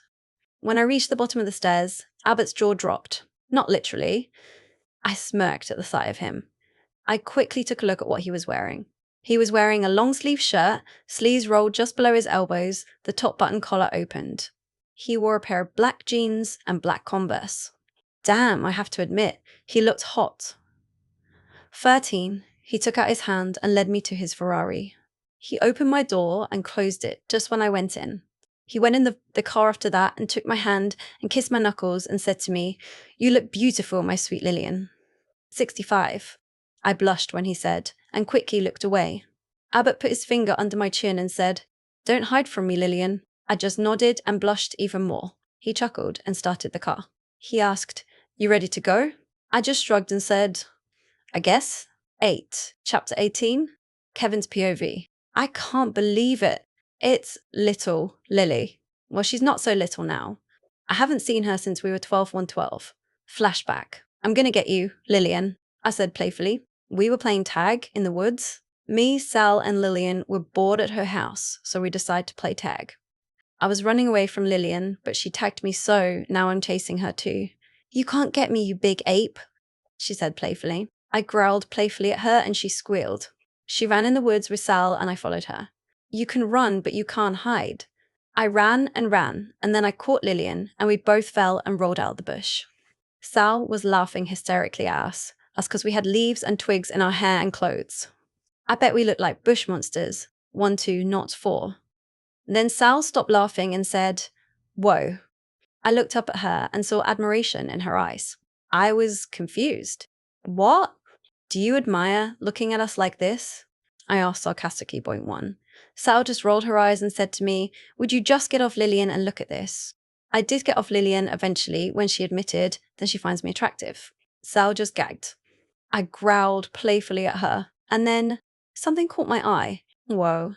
Me and Lillian said in unison 31. It was a flower meadow with a huge lake where you can see the sunrise and sunsets. Ever since then, all 3 of us always went there. But then my dad wanted me and Sal to prepare to be a warrior for the Silver Angels pack. Flashback end. Me and Sal decided to head there, and that's when I saw an auburn wolf that looked like a female. I quickly mind-linked Sal and said to her, "Sal, go and hide. I'll deal with this." She quickly replied, "But Kevin." I growled through mind-link and she quickly hid. 6. I walked to her slowly, but accidentally stepped on a branch and pounced her, but she dodged it and pounced me. When I looked into her green eyes, it felt oddly familiar. I guessed she thought the same too. She quickly got off me and shifted back behind a tree. I quickly wore my clothes the same time she did. 7. After having our family meeting, Lillian invited us back to her house. When Lillian opened the door, I smelt the most amazing scent I have ever smelt. The scent was rose and vanilla. I froze and stood rooted to the spot. Lillian must have been puzzled, but then when I heard feet running downstairs, I knew that my mate was here because I heard her say, "Lillian, finally. Hurry up, girl, or you're going to miss your date." Chopcho, my mate froze. She had long brown hair and had hazel eyes that sparkled merrily. Lillian quickly looked from her to me again and again until it clicked just when both of us said, "Six, mate." After Lillian stopped making us stare at each other, Hannah made Lillian go upstairs and change. After Lillian went upstairs, I looked at Hannah and asked her while smirking, "Did you really just want to get rid of Lillian so that you can get to know me better or to just spend time with me?" She mumbled, "A little bit of both." I chuckled when we went in the living room. Sal said awkwardly, "Kev, I'm just going to sit at the backyard, okay?" I nodded at her, and when she went out, I asked Hannah, "So do you want to play 20 questions?" She nodded 26. I said, "Okay, I'll go first. When's your birthday?" She smiled shyly and said, "Valentine's Day." I was shocked and said to her, "Your birthday is the same as Lillian." She nodded, her smile getting wider, and said, "Lillian's an hour or so older." I nodded, and then she asked me, "Your birthday?" I replied, 24 January. She nodded, and I asked her, "Favorite color?" She replied, "Cream." I smiled at her, and she asked me, "Yours?" I replied while smirking at her, "Well, it used to be blue, but now I guess I have to say hazel." She turned red, and I chuckled at the sight of her, and she turned redder and looked away. I put my fingers under her chin and made her face me and said to her while smirking, "Don't hide your face from me, Hannah." She shivered and smirked back at me and leaned closer and said in an innocent voice, "What are you going to do about it, Kevin?" I shivered when she said my name because it just rolled out her tongue, and I leaned closer, and then I kissed her. 8-4. My wolf howled with joy. I put my hands on either side of her waist and put her on my lap. I licked her lips for entrance, which she denied. I growled in annoyance and gripped either side of her waist, which made her gasp. I took that as an opportunity to plunge my tongue in her mouth, our lips moving in sync and fighting for dominance. The kiss was so passionate that I wanted to take her then and there, but then we got an interruption which made me growl while still kissing her. 27. Hannah. Hannah pulled apart and was about to get off my lap, but I held her in place and said to her ear while smirking, "This is just the beginning, Hannah." She shivered and quickly got off me while blushing. I chuckled at the sight of her, and she scowled. I got up from my sit because the doorbell rang. I went to the door and opened it and saw a guy around my age. He looked shocked to see, and I heard a growl from him. He must have thought I was some guy here to see Lillian. I nearly chuckled, but then he asked me, "Is Lillian home?" I replied, "Yeah, she's just getting ready." "Come on in." He came in just when Lillian came down the stairs. His jaw dropped and Lillian smirked at the sight of him. I looked from Lillian and the dude and looked at Hannah with a questioning look, and she mouthed at me, "I'll explain it later." I nodded. After that, he took out his hand and Lillian took it, and both of them went to his car. Me and Hannah went in the living room and sat on the love seat. When I sat down, I asked her, "So who was the dude on Lillian's doorstep?" 3. Hannah told me everything about her being rejected, turning into a badass, getting marked, blah, blah, blah. I growled because he rejected my cousin and then got suspicious and asked Hannah, why did he regret his rejection? Hannah merely shrugged and said, "Must have changed his mind." I nodded, and then everything got quiet until I felt like someone wasn't here with us 1-1. I took a quick look around and felt uncomfortable. Hannah looked at me and asked jokingly, "What's wrong? Did you lose someone?" I just had a serious face on and said to her, 1, I'm not sure I lost her pursue, but just out of curiosity, love, have you seen my baby sister anywhere? Chapter 1, teen. Sally's POV. I swear, if I see another couple acting all lovey-dovey, I'm going to scream. It was bad enough seeing Lillian having a date with a guy, which I'm guessing is with her mate, but now it's Kevin and Hannah. I'm happy for them, obviously, but I told Kevin that I would be at the backyard, which I am, but in the woods part. I just wanted to clear my head. I shifted behind a tree into my light brown wolf with white at the tips of my tail. I was smaller than most she-wolves, but don't underestimate my size. I can't wait for my birthday. But even though you're not at the age when you smell your mate, which is 16, your mate, who could be older, can still know we're their mate, although we don't cause we can't smell their scent. My birthday is on the October 4th, so it'll be next month, and it's in my favorite season, autumn. I don't know why, but that particular season always calms me down 115. I just ran and ran and ran away from all the love stuff from Lillian's house, and after a while I stopped. I just walked and felt my surroundings. I stumbled upon a cliff with my favorite flower surrounding it. Gardenias. It wasn't like the place where me, Kevin, and Lillian found when we were small, but it felt like my personal sanctuary. I just put my wolf head on my paws and whimpered and sighed sadly, wondering if I'll ever meet my mate 110. Then I felt like someone was staring at me. This feeling sent shivers down my spine, and my wolf kept acting up. I just stood up and decided to leave and return here tomorrow because this place is so peaceful. I only took 2 steps when a wolf appeared before me. He was large, but not large as an alpha or beta. He looked like a delta or something. I'm not sure. I was too exhausted to fight, so I just lowered my head in submission, only to be pinned to the ground by him. The look in his eyes was creeping me out because they were filled with joy, and I had no idea in hell White 50. I flipped us over, which made him shock, since I was such a small wolf and looked liked. I never trained. I smirked at him and got off him and was about to walk away when he pounced on me, demanding I respect him. I just sighed and subsided. He got off me and shifted behind a tree to 1-2. He looked hot with a capital H. He was absolutely fabulous. Yes, I'm a directioner. He had an 8-pack, which was also my weakness. He must have caught me checking him out, because what he said next made me blush. Like what you see, sweetheart? 64. I blushed even more when he said, shift. I put my head on the ground, covered my eyes with my paws, and shook my head. He chuckled, and I took my right paw off to see what he was doing. He just kept staring at me, and then he said something shocking. Mate! 37. I was really happy that I found my mate, but was scared that he might reject me. I turned away from him and laid down, and took a whiff of the gardenias, and put my head on my paws again, and whimpered. I heard the cracking of bones, and felt him nudge my head. I looked up at him, and just smiled a small, wolfy smile to assure him I was okay. Then I got up. He licked the side of my face, and I blushed. I licked the side of his face, and ran away from him. I wasn't running away from him. I just wanted to play a small game of cat and mouse. Me being the mouse, of course. He growled playfully from behind me and ran. I soon heard the sound of paws hitting the ground. I suddenly had an idea which I was sure that Lillian might or might not have used, and decided to run the opposite direction. When I turned around, I got what I wanted. I went to the tree, where I put my clothes, and shifted back. I soon went back to where he was, and saw that he was growling. I laughed hysterically until I held my sides, tears pouring down my cheeks. Do you know what happened? He ran straight to the tree. I laughed so hard that I didn't feel a pair of arms wrap themselves around my waist. 7-0. I tried to stop laughing, only to double up more. He growled at me and said while pouting, "That really hurt, you know." I just chuckled and replied while smirking, "That's what you get when you try to catch me." It felt really warm when I was next to him, and then he asked, "So, sweetheart, what's your name?" I smiled at him and replied, "Sally, but you can call me Sal or Sally. Either way, it's still the same. Yours?" He chuckled and replied, "Mason, Delta of the Silver Angel Pack." I replied while smirking, "Well, it looks like we'll be seeing each other more, Mason." He shivered and was about to ask me something when I got a mind link from Kevin. "Ooh, Sal, where the hell are you?" I replied, "Calm your tits, bro. I'll be home soon." Jeez.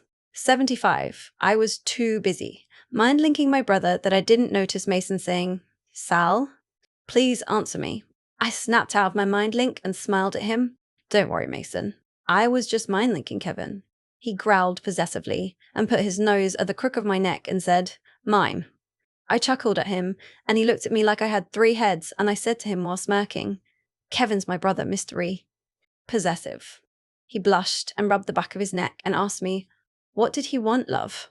I shivered at his pet name for me and said sadly, "He wants me to come home." Mason growled and was about to open his mouth, but I beat him to it and said, "I'll meet you here same time tomorrow, okay?" He looked at me sadly and said, "Fine." I nodded and smiled at him and was about to get out of his embrace when he pinned me against the tree and said to me while smirking, "Only if you kiss me." 17. I blushed and just mumbled a small fine. He must have heard it because he had the biggest grin on his face and crashed his lips to mine. I was shocked because it happened so fast.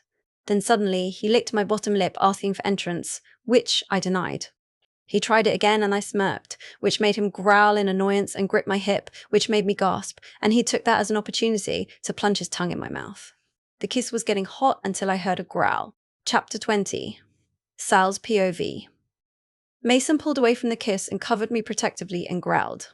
Mason, calm down, I said to him softly. He stopped growling and looked at me softly, and then a wolf appeared. It looked like a beta, with black and brown coloured fur. And then another wolf appeared. But this time, the wolf was smaller and had brown and cream fur. The large wolf shifted behind a tree, and then a hot guy came out. I blushed, because he was only wearing basketball shorts. Mason growled and looked at me and said, "That blush should only be for me, sweet cheeks." I blushed even harder and hid my face with a curtain of my hair. 1:13. I heard a chuckle and then a voice said, "Well, well, well. Looks like the disgraceful Delta found his mate." I looked up and asked Mason, "Mason, who's that?" The guy smirked and said, "The name's Brad. Beta of the Silver Angel Pack and the girl shifting right now." I heard the sound of cracking bones, and out came a girl with brown hair and cream at the bottom. "Is my mate Maggie Jones." Brad laughed hysterically and said through laughs, "You, haha, should have, haha, seen the look, ha on your face." 12 Mason continued to growl and said, "Brad, you made me thought you were a rouge or something. God, you are so lucky I smelt your scent." He continued to growl but then chuckled. I stepped out of Mason's embrace to go and shake hands with the beta. "Evening, beta. My name is Sally Williams. I think you remember my brother Kevin." He grinned and said to me, "Shut up." "He's here? Where is he?" I just chuckled and said, "You can meet him tomorrow." He nodded and then smirked at Mason and said, "And you said you didn't want a mate, Mason. You said you wanted to continue playing with other girls." I froze when I heard that. I wondered why Brad called Mason a disgraceful Delta. Well, now I know. And there is no way in hell is he ever going to accept me as his mate 1-1. I have to go. Bye, guys. I quickly shifted mid-air, ignoring Mason when he called my name. After a few minutes, I heard the sound of thundering paws behind me, took a quick look. My eyes widened when I saw a dark brown wolf with black paws. I knew right then and there it was Mason. I was the fastest among my family, except Lillian. I ran with lightning speed. Soon, there was no sound of paws behind me. The only sound I heard was a howl. A heartbroken howl. I felt tears pouring out of my eyes and quickly tried to stop them.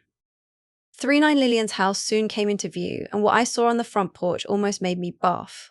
I covered my eyes with my paws and whimpered loudly. Do you know what I saw? Do you know what the hell I saw? I saw Lillian having a hot makeout session with her date. Well, this is an awkward position.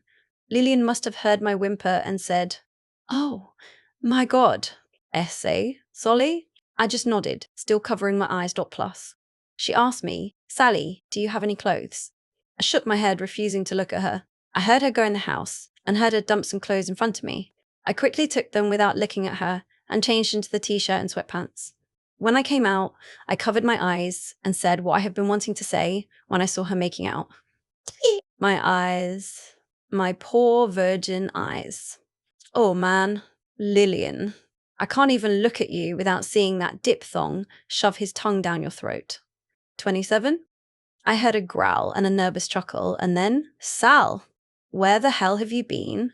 I was worried sick. "I am gonna," said Kevin, but was cut short when I suddenly remembered what happened and burst into tears and sobs. Kevin stopped and came to me and said kindly, Hey, Sal, come on. Please don't cry." I was just upset. I shook my head and said to him between sobs, "Sniff not sniff mad sniff at you." He asked, "Then what's wrong, sweetheart?" I cried even more when he said, "Sweetheart." I stopped crying and said while sniffing, "I don't want to talk about it." After that, I just went to the room Lillian showed me before and decided to crash. My dreams were haunted by dark brown eyes. Lillian's POV 4-6. When we reached our destination, Abbott put a blindfold on me. I asked him with a whiny voice, "Are you serious, Abbott?" He chuckled and said, "Yes, I am, and no peeking love." 32. I just huffed while he chuckled some more. He got out of the car and opened my door like a gentleman and put his arm around my waist and said, "Don't worry, I'll be your guide." I just laughed when he said that. I felt him roll his eyes, and then we walked. I smelt trees and lakes. I knew we were in the woods. We were walking for what must be about 15 minutes. If I had worn heels, I would have gone insane. Then Abbott said, "How about we play I Spy?" I almost laughed, but decided to play along and said, "Okay, I spy by nothing." He sounded confused and said, "How can you see noth?" "Oh, right. You're wearing a blindfold." I snorted and said to him, "I like you now, Abbott. You are so smart." He growled in annoyance, and then there was silence. 33. After a while, we stopped, and then Abbott took the blindfold off, hugged me from the back, and put his head in the crook of my neck and asked, "Do you like it?" 1. What I saw shocked me. There was a lake, of course, but there was something else. There was a gazebo with fairy lights around it and had my favorite flowers around it. Lavender 1-1. Abbott must have grew impatient. He asked me, "Well," I said, pretending I was not impressed at all, "I don't like it." 5. Abbott turned me around, his eyes turning black, and said angrily, "What? Why? How is this possible?" I put on much effort to do this, and I started smirking and said to him, "No, I'm kidding, Abbott. I love it so much." "Thank you." I don't think he heard me because he kept talking. I rolled my eyes because I had no choice but to do this. I put my hands around his neck and kissed him just to get him to shut up. 1-2. At first he froze, but then he kissed me back. I knew if we didn't stop it right now, we would do it on the ground, right here, right now. When I pulled away, he pouted and said, "You did that on purpose." I chuckled and said, "Yes, because you didn't listen to what I just said." He asked me, "What did you say?" I replied, "I said I love it, Abbott." "Thank you. Next time, let me finish first." "Okay." He grinned at me and said, "So was I right that this is the best date you ever had?" "No," I replied. He showed a surprised look, and I continued to speak. "No, because it's the only date I have ever had." Judging by his expression, he couldn't believe what he just heard. "Your first date? I thought you dated before." I shook my head and said, "I wanted to have my first date and kiss with my mate." Which I did. I blushed when I said all that. His grin got bigger and said, "Thank God." Though I had to compete with the other guys' dates. He growled when he said, "other guys." I gave him a peck on the lips and asked, "Shall we?" He chuckled and said, "We shall." We laughed all through the night. Then he did something unexpected. He had a remote in his hand, and I asked him jokingly, "Do you have a bomb here or something? Because if not, then what's with the remote?" 34. He chuckled and said, "It's to play the music, Lillian, so we can dance." I froze in my spot and said in a quiet voice, "Dance? I can't dance, Abbott." "Query?" 14, he said. "I'll teach." "Come on, it'll be easy." After the whole song, I gave Abbott a quick peck and said, "This date was the best, but I have to go home." He nodded sadly. When we reached the car and he drove me home, 22. When we reached my front door, Abbott held my waist in place and pulled me in for a hug. He looked at me in the eyes and asked me, "Does this mean I'm off probation?" I bit my lip and smiled at him and said, "Yeah, it does, 9-7. He had the biggest smile on his face and kissed me. The kiss soon became passionate, and when he licked my bottom lip for entry, I allowed him. The kiss started to get really hot when I heard a whimper. I pulled away from Abbott and saw a small wolf with white tips at the tail, with paws covering its eyes. I soon recognized the wolf's scent and said, "Oh, my God. Rally?" She just nodded, still covering her eyes. After giving her clothes and her going up to the house, Kevin looked at me and asked, "What happened to her?" I shrugged and said, "I wished I knew Kevin. I wished I knew." Chapter 21, 34-3. Mason's POV. 1. I can't believe she just left me. I whimpered sadly, and then anger took over, because this is all Brad's fault. He had to say I didn't want to find my mate and continue playing with other girls. Yes, it's true. But then my feelings changed when I laid my eyes on her. 36. I ran to where Brad was, shifted behind a tree and put on a pair of shorts and pinned him to a tree. I growled at him, feeling my eyes turn black, and said to him furiously, "Why did you have to say that in front of her?" He said between breaths, "I'm choke sorry choke." Maggie whimpered and said, "Mason, please, let him go. I'm sure you can tell her that your feelings changed and that you promise not to hurt her." Please, Mason. Let Brad go. I soften at what she said. I let Brad go because she was right. 113. I won't let anything happen between us or hurt her. I swear it. 26. Sally's POV. When I woke up this morning, I felt dried tears on my cheek and felt more tears coming into my eyes when I remembered what happened last night. I suddenly remembered that I promised I would see him tonight. I groaned and decided to just get it over with. 9. I got up from my soft, warm bed and looked in the mirror. I saw a girl who had puffy red eyes and sadness in them. I quickly took off my clothes and took a hot shower. After that, I picked a dark blue dress and black tights and white sneakers. 1:13. It was only 7:522 a.m. I decided to go for a run. Let's hope I don't run into him again. But of course, the things you hope never go the way you plan. 9. I shifted behind a tree and scratched it so I'd remember where I put my clothes. I decided to go to the cliff and think, there. When I reached there, I took a quick look around and approached the cliff carefully. When I was positive he wasn't there, I went there and put my head on my paws and thought, what would happen if Mason rejected us? 2. I suddenly felt like I was being watched. I decided to get out of there now and run.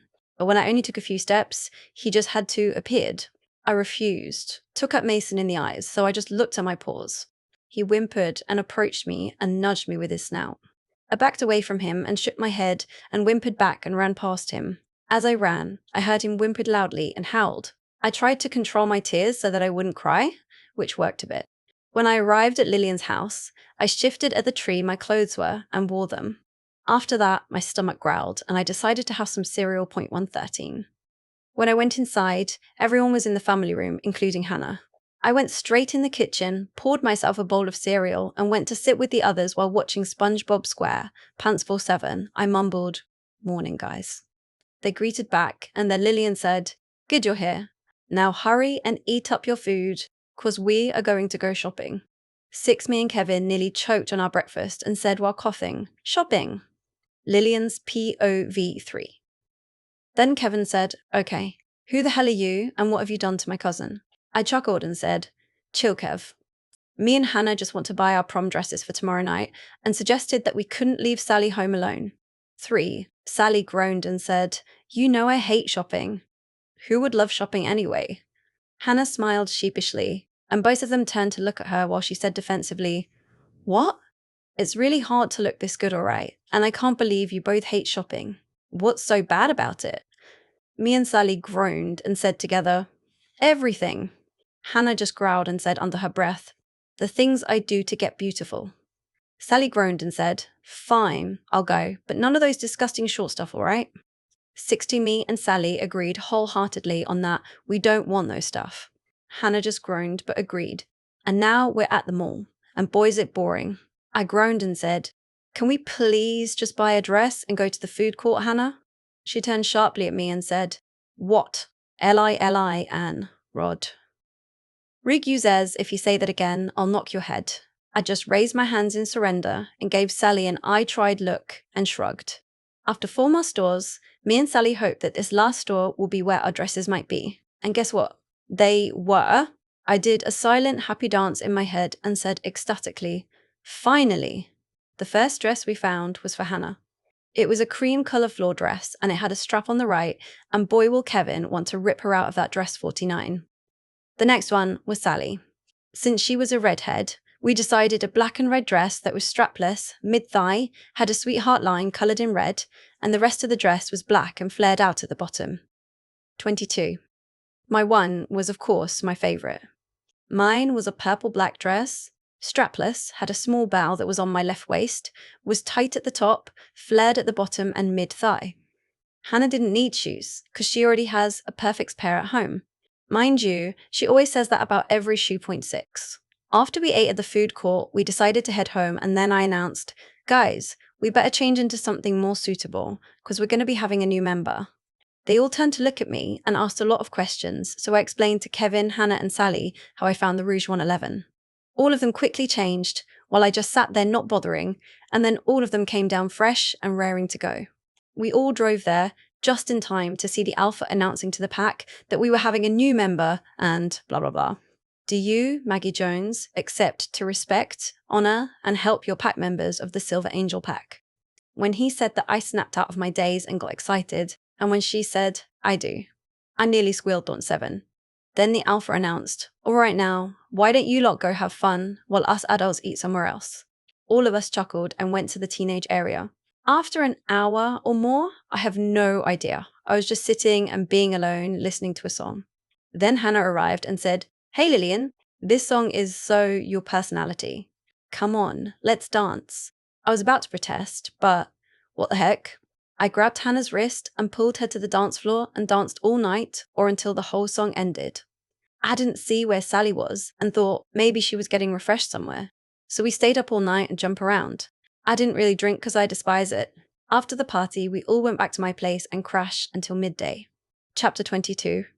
Sal's POV. The smell of alcohol reeks and I should know. I mean, come on, being a werewolf is cool, but our enhanced sense of smell sometimes takes over the top. I decided to get away from this so-called teenage party and decided to get some fresh air. Air that doesn't reek, obviously. I decided to walk to the cliff, and when I got there, I gasped. Why, you ask? Because he was there. I was about to walk away when I felt someone grab my waist and pinned me against a tree. I didn't even need to know who the hell it was. Why? Because the shocks going through my body says it all. I just looked at my shoes, refusing to see his face. But of course, he grabbed my chin and pulled it up so that I had no choice but to look at him. When I looked in his eyes, they were filled with sadness and pain. My hand suddenly got a mind of its own, because I started to go up and cup his cheek. 21, he leaned on it and smiled and said, I'm sorry. I just shrugged and said, it's okay, Mason. He shivered when I said his name, and I smirked and said, are you sure you're a werewolf? Because if you are, then why did you shivered? He growled playfully and put his nose to the crick of my neck to inhale my scent. He mumbled, I missed you, Sal. I suddenly remembered what happened yesterday night, and I stepped out of his embrace and just looked away from him and walked near the cliff and sat with the flowers. He whimpered and said, Sal, please. Let me explain. I just looked over my shoulder and nodded mutely. He walked over and sat next to me. I scooted so that we had a bit of distance between us. He looked sad, but said, what Brad said was true. I didn't want to find my mate, and yes, I liked playing with other girls, but he stopped so that I could take it all in and sighed and continued. All that changed after I met you, Sal. The moment I saw you here and heard you whimper, I just wanted to hold you in my arms, whisper soothing words to calm you down and comfort you. He laughed and said, I never thought that I would accept my mate. When I remembered I had a mate out there, I was horrified because I knew I had to give up my ways. 13. I felt tears falling from my eyes and tried to hide behind my curtain of hair, but then a breeze came and pushed my hair out of my face. I knew he could see the tears falling and came closer and put me in on his lap and drew circles on my back with his thumb while I put my head on his shoulder. Might as well make the moment last. 2. I wanted to reject my mate the moment I laid eyes on her, but I couldn't do it. He said to me. I said to him softly, just do it, Mason. It'll save me the heartbreak. He kissed my temple and whispered a small sorry and said to me the words that gave me a shock. 37. I, Mason Blake, accept Sally Williams as my mate. I raised my head off his shoulder and said, what? The corner of his lip started to rise, and he asked me, what? Did you really think I would reject you, Sal? I nodded stiffly, and he said, I would never reject you, Sal. I care about you too much to make you go through that. He cut my cheek and asked me softly and hopefully, will you accept me as your mate, Sal? 59. I got up from his lap and walked away from him and looked over my shoulder. For I, Sally Williams, accept Mason Black as my mate. His smile got even bigger, which made me smirk, and then I ran. I heard him growl and said, mine. I yelled at him, prove it, and he did. He quickly caught up with me and pinned me against a tree and held me tightly. I'll show you you're mine. Prepare to eat your words. I was about to ask what he was going to do, but by then he already crashed his lips to mine hungrily. It has been so long since we last kissed, even though we just kissed yesterday. I missed it. He pulled away from the kiss to give us a breather, but he continued to kiss my jawline to my neck. 7. Soon he found the spot where his mark would be, and I moaned. I said while to him while taking breaths, just mark me already, Mason. He grinned and kissed my neck again and synced his canines to my neck. At first it hurt, but then all I felt was pleasure. Then he licked my mark so that the blood will stop coming out. 55. Then he put his forehead on mine and said, I told you you're mine, and you are now and forever. 2. I smiled and said, "As you are mine, Mason, forever." 7. After that, I said to him sadly, "I should go." He growled and said, "We're telling your family you found your mate already." I nodded and said, "Come by Lillian's house tomorrow and we'll tell them together." He grinned and said, "Okay, and by the way, did you hear that there is a prom tomorrow?" I knew there was, but decided not to tell him that. So I just shook my head and said, "No, I didn't." "Why do you ask?" 8. He rubbed his neck awkwardly and blushed, and I asked him, "Are you blushing, Mason?" He turned even redder while I chuckled and said, "Ah, you look so cute when you're blushing." He blushed even more, and then I asked him, "So why did you ask me about the prom?" 2. He looked at me in the eyes and said 9 words that shocked me 1,038. "Would you like to go to prom with me?" 56. I just held a blank face and said, "No, I wouldn't like it." He whimpered and said, "Why?"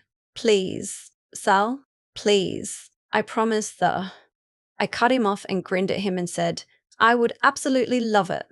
1:22.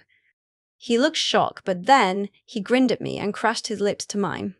I pulled away and said, "Meet me tomorrow at Lillian's house, okay?" 2. He nodded.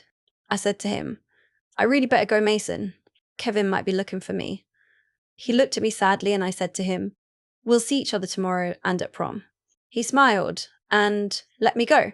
I gave a final peck on the cheek and he pouted. "Why not on the lips?" I rolled my eyes at him. "You had enough for one night." He growled while I just walked away from him. If I could be the luckiest girl in the world, I am right now, because I have the best mate ever. I took a look behind me and saw him still looking at me, and I waved. He waved back 1. After that, I just went to find Lillian and the others, and then went home and had pleasant dreams of Mason. Chapter 23. Lillian's POV. I woke up to the sounds of birds chirping and checked to see what time it was. I turned to my white bedside table and looked at my clock. It read 8:17 a.m. I sat up lazily, yawned and stretched. I saw a shopping bag outside my closet and remembered today was prom day. I groaned, because this means that Hannah is going to make me wear heels. Not in this lifetime. I got off my bed and went to my bathroom and took a shower. 12, I took out black shorts, a purple t-shirt and white Converse. After that, I decided to cook everyone my favorite meal. Chocolate chip pancakes. You can never have too many pancakes. I quickly went downstairs and got the ingredients out of the cupboard and fridge. And when I was about to pour some flour, something caught my eye. It was a note on the kitchen island. 34. Curiosity got to me, so I went to see what it contained. The letter said, "Dear Lillian, me and your dad decided to have a 3-month holiday, and your Aunt Daryl and Uncle John decided to join us. So that means Kevin and Sally are going to stay with you, and we put extra money in your wallet so you can buy food. Give my regards to both of them, and try not to miss us too much. We love you, sweetie. We'll be home soon." 1:28. Love, Mum and Dad XOXO. This note must have been here for a few days, because when Kevin and Sally came, I didn't come across this note. I shrugged it off and decided to ask them later. After cooking, I put the pancakes on the middle of the dining table and helped myself to some. A chef's got to eat one for. It was around 10:30 when Kevin and Hannah decided to come downstairs. I wonder where she slept, and her scent changed as well. Suddenly, I got it and hit the table. "You got marked." Both Kevin and Hannah looked at me and, wait. Did they just blush? I crowed with laughter and said, "Oh my God. If you two are blushing, then it must be true." They blushed even more, and I laughed even harder while clutching my sides, and then I smelt Sally's scent and said, "Hey, Sally." "That's what?" "Kevin Ma, wait a minute." Sniff, sniff. Sally's scent changed as well. I stared at Sally and asked her, "Sally, why is your scent different?" She looked scared, and then Hannah and Kevin stared narrowly at her, and I continued, "You almost smell like Ma. Ding dong." I never finished my sentence because the doorbell went off, and I said to her, "You're lucky you got saved by the bell. We'll continue this later." Then I went to open my front door, and there stood, on my doorstep, was my Delta 11 Mason Black. What the hell is he doing here? And how did he know where I lived? I snapped out of my thoughts when he asked, "Are you going to let me in, or do I have to go through a window to go inside?" I said in an uncertain tone, Sure, come in." With that, I opened my door wider, and then he went to the kitchen, where everyone was. Weird. How does he know where everyone is when I didn't even tell or show him the way? When we were in the kitchen, there was silence. I then caught the gaze between Mason and Sally. Could they be? No way. You two are mates. They both stopped staring at each other and looked at me. Then Sally asked quietly, You knew? I replied while smirking.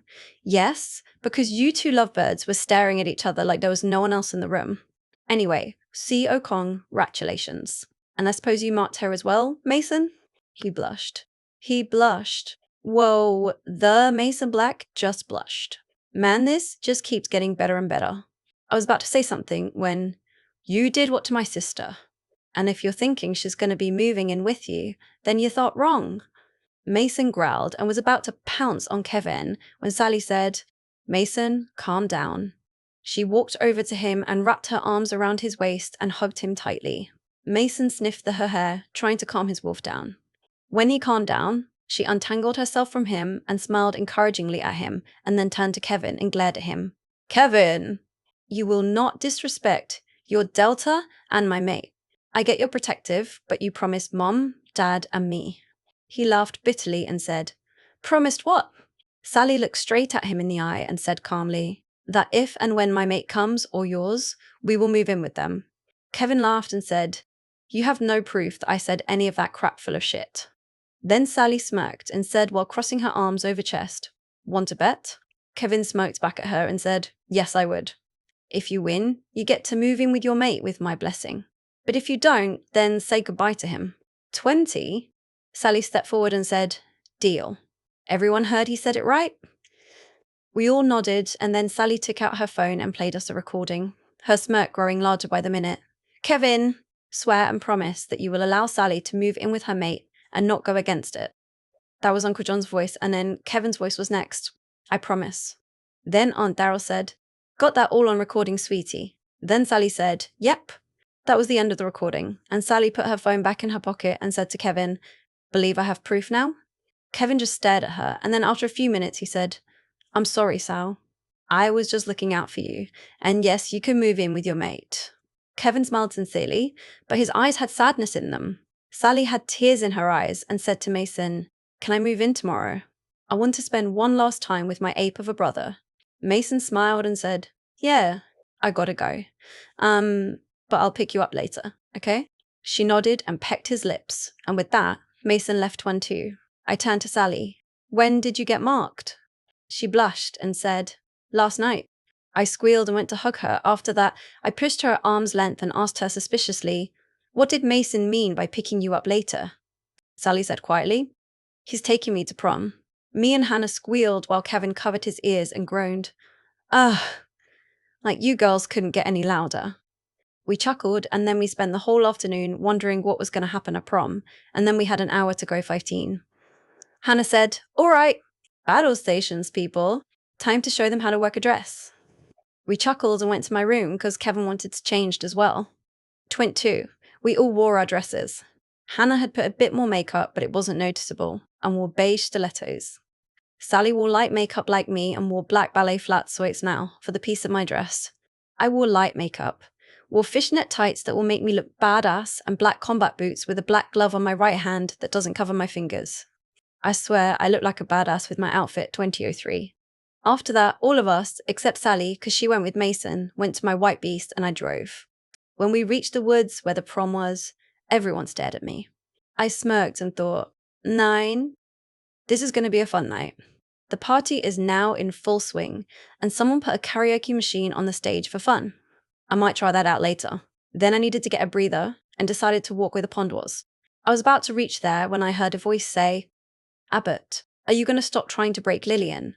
Because from what I've seen, you are clearly falling for her. That was Brad's voice. I couldn't help but eavesdrop. Me? Fall for Lillian? Hala! Never in a million years. When I get even close to her, I'm going to reject her and get some other girl to be my Luna. I felt my eyes turned black and I punched a tree that was in front of me. This revealed I was listening to everything they said, and Brad and Abbott looked at me with shock. My wolf was howling in pain. I growled furiously, my eyes turning even blacker by the second, if that was even possible. Oh, so you are still cheating on me? I'm going to teach you a lesson that will make you regret that you ever did that, and no one can ever break me. Why, you ask? Because when I was small, my dad told me to never cry except if losing someone that's close, and he said never. I mean never to Sue cry in front of a guy. But congratulations. You have completed successfully on that category. After I said all that, tears were falling from my eyes. I turned to Brad and said to him softly, "Thanks, Brad, for trying to make him change his mind." He smiled apologetically, and I turned back to Abbott and glared at him. I should have never given you another chance. I, Lillian Rodriguez, reject Abbott Davis as my mate and alpha. Oh, and Abbott, you are going to get a surprise when you go back to the party, because I'll show you that I will move on. Chapter 24. Abbott's POV 555. When me, Brad, and Maggie reached where the prom was held, we saw all the girls saying hi to me. I was smirking, but then it fell, because no one could compare to my mate point 7. Halfway through the prom, I didn't see Lillian anywhere and thought she didn't come. But soon, Brad found me, and he had a serious face on and said, "We need to talk." I was confused and wondered what he wanted to talk about, so we head to the lake to get some Air Force 4. He took a look at the water, then turned to me and said, "Abbott, I need you to be honest with me. Not as your beta, but as your best friend. Are you in love with Lillian?" I froze when he said that. Am I in love with Lillian? My heart just thumped even harder when I said her name. The thought of her smile, her eyes, her laugh. I can't believe it. I'm in love with Lillian 68. I can't tell Brad that.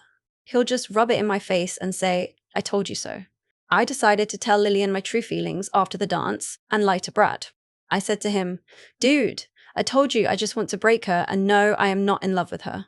He looked at me and sighed and said sadly, "Abbott, are you going to stop trying to break Lillian? Because from what I've seen, you are clearly falling for her." I said to him, "Me? Fall for Lillian? Hala! Never in a million years. When I get even close to her, I'm going to reject her and get some other girl to be my Luna." My heart twisted when I said it. Brad was going to say something else, but was cut off by a tree falling down. I turned to see who it was. 31? Oh, crap. Lillian Dont 24. She growled furiously, her eyes turning even blacker by the second, if that was even possible. "Oh, so you are still cheating on me? I'm going to teach you a lesson that will make you regret that you ever did that, and no one can ever break me." Why, you ask? Because when I was small, my dad told me to never cry except if losing someone that's close, and he said never. I mean never to Sue cry in front of a guy. But congratulations. You have completed successfully on that category. After she said all that, tears were falling from her eyes. My heart broke seeing her like that. She turned to Brad and said to him softly, "Thanks, Brad, for trying to make him change his mind." He smiled apologetically, and she turned back to me and glared. I should have never given you another chance. I, Lillian Rodriguez, reject Abbott Davis as my mate and alpha. Oh, and Abbott, you are going to get a surprise when you go back to the party, because I'll show you that I will move on. I just stared after her and then, "Dude, if you want her back, go after her. You didn't accept your rejection from her, so that means you're still mates." It clicked. He was right. We are still mates. I quickly ran after, but when I reached there, she was on stage singing a song. 4-7. After she finished singing, she looked at me with hatred, sadness, and a bit of regret. I whimpered at her and thought to myself, what have I done? 160. Lillian's POV.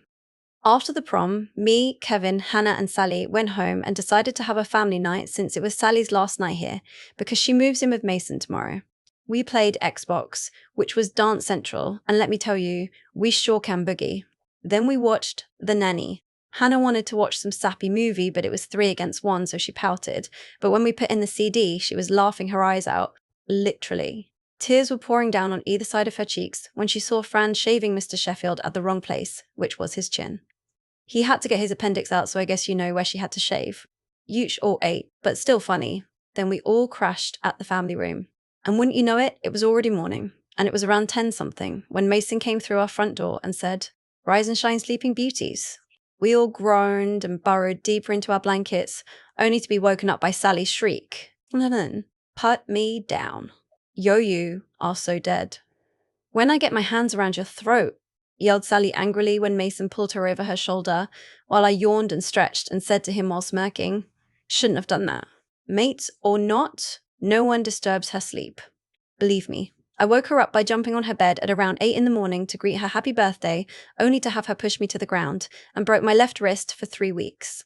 Good thing I'm right-handed. Sally continued to growl and struggle, and then when Mason put her down, she actually calmed down once he kissed her. He pulled away while Sally pouted and said, "No fair, and I still need my sleep." I chuckled at the sight of them, and then Hannah and Kevin woke up and smiled when they saw Sally and Mason. I felt like a fifth wheel because I have no mate. I do actually, since he didn't accept my rejection, so he is still technically my mate 115. I groaned and quickly got off the couch and said, "The sooner we move your stuff in, the better."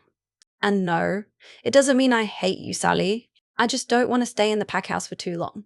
They all understood, and then me, Hannah, and Sally quickly packed her stuff and put it in her suitcase and drove to the pack house. When we reached there, we went in and went to the living room.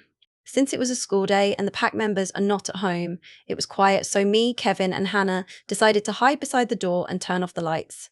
When they finally came in, Sally said, "Where did the others go?" Mason shrugged his shoulders but then smirked at her. "Now that we're alone, what do you want to do?" he said seductively. I almost laughed and gagged while Kevin was trying to control his growl and Hannah was holding her sides. Sally went up to him and wrapped her arms around his neck and smirked at him. "What do you think, Mason?" He shivered when she said his name and crushed his lips to her. Then they fell on the couch and started to moan. And that's when I said, "EWWWW, that is so not PG. 13. They quickly pulled apart, while me, Hannah, and Kevin started to laugh hysterically. When we finally sobered up and looked at their faces, we just started to roll around the floor and laugh again. You haha thought. We haha were gone. Ha ha ha, when we haha were just standing by the haha door. 1.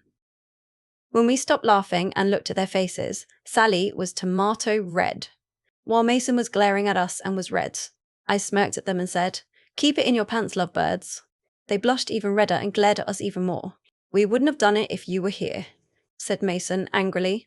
Hannah smirked at them and said, "Oh, really?" Because from where I stand, I can see that you were really turned on Mason. He smirked at her and said, "Prove it." She stood up and pointed to his pants and said, "That bulge in your pants is a huge giveaway. Isn't it, Kevin?" He smirked and said, "Yes, it is." Mason turned red, and I knew this was an awkward situation, so I said, "Okay, who wants to watch a movie?" All of them looked up at me and yelled at unison, "I." All of them looked at each other with widened eyes and said, 2, Jinx. 7, double Jinx. Triple Jinx. Quadruple Jinx. 46. I cut them off and said, "Are you going to keep saying Jinx or going to watch a movie?" They all looked at each other and said, "Movie." We went to the kitchen and grabbed the movie supplies like popcorn, sodas, licorice, and other junk food. Then Mason pointed us to the movie theatre room and asked, while we each took a chair, what movie. I said, "Let Sally pick, since she just moved in and this is her welcoming party." We all nodded and looked at her. She blushed and said awkwardly, "Can we watch The Boy Who Cried Wolf?" I laughed out loud because that was hers and my favourite movie. Kevin groaned and said, "Please tell me you don't have that CD." 42. Mason smiled sheepishly. "Sorry, lad, but we do." And with that, he put the movie in, sat beside Sally whilst the movie began. When the movie finished, I quickly took out the CD and was about to ask if they wanted to watch more, but saw them all fall asleep. Secluding sorely. She must have been tired. I decided not to disturb them and let them sleep, but took pictures of Kevin and Hannah cuddling and also Sally and Mason and sent it to their phones. I chuckled and went out of the room only to run into a wall. Wait a minute. Walls don't breath or move or give me sparks? Then it could only be 28. Damn. I looked up and saw a pair of green eyes that were filled with regret and sadness, and I almost felt sorry for him. 20. Almost. I quickly pushed him out of the way and ran to some room only to scream and cover my eyes. My EYEs. Good Lord, get a room. I can't believe I just saw Brad and Maggie shirtless and wearing nothing but their undergarments. I suddenly guessed that this might be their room, and my guess was right when Brad said, "This is all our room. Now, if you would be so kind as to get out." I quickly took the hint and walked out while still covering my eyes and yelled when I knew I was safely away from the room and door, "Don't forget to lock the door." When I heard a click, I sighed in relief and took my hand off my eyes. Point 4. When I turned a corner, I saw Abbott making out with Crystal, but I ignored them and just kept walking until I was out of the house and shifted behind a tree and ran to dull my aching heart. I suddenly stopped when I reached a meadow filled with lavender, and since it was far from the pack house, I howled in pain, regret, sadness, anger, everything. When I was done, I just laid down and cried and whimpered 41. He just wanted to break us. I'm sorry I didn't believe you, Lily. My wolf said while whimpering. I just shrugged and said, doesn't matter. My wolf just kept whimpering and howling in pain. When she stopped, she asked me, Lillian, are you in love with Abbott? 11. I froze at what she asked and blocked her and kept thinking about it. My heart just beats faster when I think of him and imagining his smile and green eyes. That question kept going round and round in my head. Am I in love with Abbott? Chapter 25. Abbott's POV, 7. When I woke up this morning, my eyes were dried with tears. Whoa, I never cry. Especially for a girl. But Lillian isn't just any girl. She's my mate, and Luna, and I love her. I just wish I listened to my Wolfbont 13. I told you not to break her. And now, look what happened. Isha rejected us, and it's all your fault. My wolf said furiously while growling and howling in pain. 6-8, I didn't say anything. I have to make it up to her. So when at school, I waited for her to arrive by her locker. When the bell for registration rang, I just waited. And then when the bell rang for first period, I knew she wasn't coming. Why? I think I knew. I whimpered at what I had done to her point 2. The rest of the school day, all I could think was how I was going to get her back. I miss her. After school, I smelt Lillian's scent. Odd, why is she here? I quickly followed her scent and saw where it was coming from. It was coming from the movie theatre room. I just approached the door when someone walked into my chest with auburn hair. I knew that colour anywhere. It was my Lillian. She looked up at me, and when I looked into her eyes, she had regret and anger in them.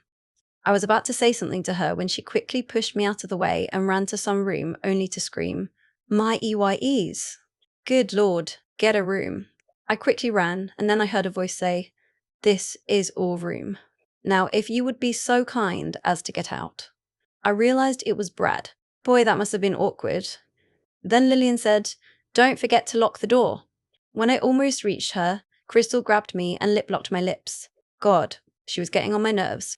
I was shocked at what she did, and when Lillian's scent hit my nose, I realised she saw what happened. 6. I quickly pulled away, only to have Crystal say in a whiny voice, "Abbott!" We were just about to hit it off. I growled at her and said, "Stay out of my sight." When I said that, I saw Lillian walk out of the house. I was about to follow her when I was stopped yet again, but this time by my dad. He said to me, "Son, we are going to have some guests later." Then he took me to my office and said something which I completely blanked out because all I could think about was how to show Lillian that I am so truly very sorry and that I love her to death. 922. Lillian's POV. Remember when I said I was alone? Well, I was, until I heard a branch snap. I quickly got to my defense position and saw a grey wolf that looked light, a beta, appear before me. I growled, and then the wolf went behind a tree and shifted and came out only wearing basketball shorts. He had an 8-pack 19. He was hot, but he wasn't as hot as Dan. What the hell am I thinking? I quickly shook my head and saw him smirking at me and said, "Like what you see." I just growled at him, and then he said, "Shift." I grabbed my clothes and shifted back and wore my clothes 9. I stepped away from the tree and asked him, "What do you want?" He just chuckled and said, "Sorry, I forgot to introduce myself. My name is Steve Jones." I froze at what he said, remembering someone who had that similar last name, 2013. I glared at him and said sneeringly, "So, your brother that abuses his own baby sister." His eyes widened and stuttered. I have no idea what you're talking about." I smirked at him and crossed my arms across my chest and said, "I assume you know the name Maggie Jones." His eyes widened and he said, "Do you know where she is? Please show me where she is. I just want to say I'm sorry and..." I cut him off and said to him while growling, "Just give one bloody good reason why I should, and even if I knew where she is, why would I tell the stick of a brother where she is?" "Andre, what kind of brother does that? Beats his own sister." "She had scars when I found her in the woods." I asked her what the hell happened, and she said, "You, her own flesh and blood, beat her, abused her, and I don't even want to think of anything else that made her life a living hell." 5. He growled at me, but looked away, ashamed. I continued, "She loved you, cared for you. She did all your chores, cleaned all your clothes, and what did she got? Do you know what she got? She got kicked in the ribs, punched in the gut and slapped by none other than her pack mates and her brother. She wanted to commit suicide. Just so that you could be happy. That what you want." He gulped and said quietly, "I was just blinded by my parents' death." I just snorted in disbelief while he asked, "Can you show me your pack house?" My pack was resting close by, and that's how I picked up your scent, and we kinda got lost. 4. I just nodded and went behind a tree and shifted. I grabbed my clothes and saw that he shifted also and led me to where his pack was. When we reached there, I could tell he was mind-linking someone, because his face was really concentrated. He turned to me and nodded. I quickly turned and ran to where the pack house was. I could run faster, but I knew they wouldn't catch up, so I slowed down a bit for them. I quickly went behind a tree and shifted, and saw them shifting as well. I walked up to the entrance door and was about to open it, but it was slammed open by Sir Bastard himself. "Sock someone. Please gag me, point one." He looked worried and anxious, but when he saw me, he quickly pulled me into a hug, which I completely didn't expect, and just stood there, shell-shocked. We snapped out of our daze when someone cleared their throat and turned around to see the pack members staring awkwardly at us. I quickly stepped out of his embrace, only to be growled at by Abbott.8. I just ignored him and said to Steve, "If you would be so kind as to follow me, I'll show you the ropes, and by the way, that guy who was hugging me, his name is Abbott and he's the alpha of the Silver Angel Pack. Oh, and by the way, ladies," they turned to look at me with lust and want in their eyes, while I said, while smirking, "Help yourselves to his dick, why don't you?" They turned red and smirked back at me and continued to stare at her. He growled at me while I just smirked at him and mouthed, "Have fun." He growled louder while I just went inside with the pack members and showed them the family room and quickly went to go get Alpha Chris and told him the Invictus sword pack just arrived. He growled but quickly controlled it and said grimly, "I hope they regret abusing Maggie now." 23. I just smirked and said, "Don't worry. They will, sir." He looked at me skeptically but just chuckled and said, "Make them suffer, Lillian." My smirk grew bigger, and I quickly went to where Hannah and the others were. Surprisingly, they were still asleep. So I crept up to them and yelled, "Wake up, you all." All of them quickly got up, and then, "Eli Lillian! Yo, you are so dead when I get my hands on you." Sally yelled angrily while I just said, "Sorry, Sally, but this is an emergency." They quickly turned to me while Hannah asked, "What kind of emergency?" 3. I smirked and said, "That's where you and Sally come in." They looked at each other confused and said in unison, "Huh." I told them Maggie's pack is here and told them what we have to do to make them regret abusing Maggie 1-1. Me, Sally, and Hannah smirked evilly, while the Kevin and Mason just smirked and went to where Maggie's pack was. I told Hannah and Sally they are so gonna regret it. Chapter 26. Lillian's POV. Hannah, Sally, and I ran up the stairs, and when we reached Maggie and Brad's room, I knocked because I do not want to see what I saw 2 hours ago. 3. They didn't answer. So I tried again. Still no answer. Still no answer. Hannah just rolled her eyes and went to put her hand on the doorknob and turn it. I said to her, "I wouldn't do that if I were you." She just ignored me and went inside with Sally while I was counting down. 3, 2, 1, EW. Put some clothes. On God damn it. They quickly covered their eyes while I tried to control my laughter. "What the hell are you two doing in here?" "Next time, knock," Brad said in an annoying tone. I just chuckled and went inside while covering my eyes. We did. But you guys were too busy making out and undressing each other to bother. 2. I heard a few zips and decided to look through my fingers. I heaved a sigh of relief and uncovered my eyes and said, "They have their clothes on, girls." "Oh, and by the way, Brad, you better hurry downstairs because we have company." He had a confused look on his face and asked, "Who?" I looked uneasily at Maggie and said through gritted teeth, "The Invictus sword pack." "Maggie's POV." I gasped and sat on the edge of the bed and took a shaky breath. Brad growled and went over to me and comforted me. I breathed in his scent, and it calmed me down. "Brad, don't worry. I have a plan that will make those bastards regret abusing her," Lillian said with an evil smile. Brad asked, "What are you going to do?" She just smirked evilly and said, "The sooner we do it, the sooner you'll know. Now hurry up and get out." The other 2 girls pushed him out the door and locked it. "All right. The girl with the red hair is my cousin Sally, and the one with brown hair is my best friend Hannah. All right, girls, let's get to work, Lillian said to me. I looked at them confused and asked, what are you going to do to me? All of them smirked evilly, and then Hannah said, we're going to make you look hot, and when we're having training, you're going to kick their asses. 35. My jaw dropped, but it slowly got replaced by an evil smirk.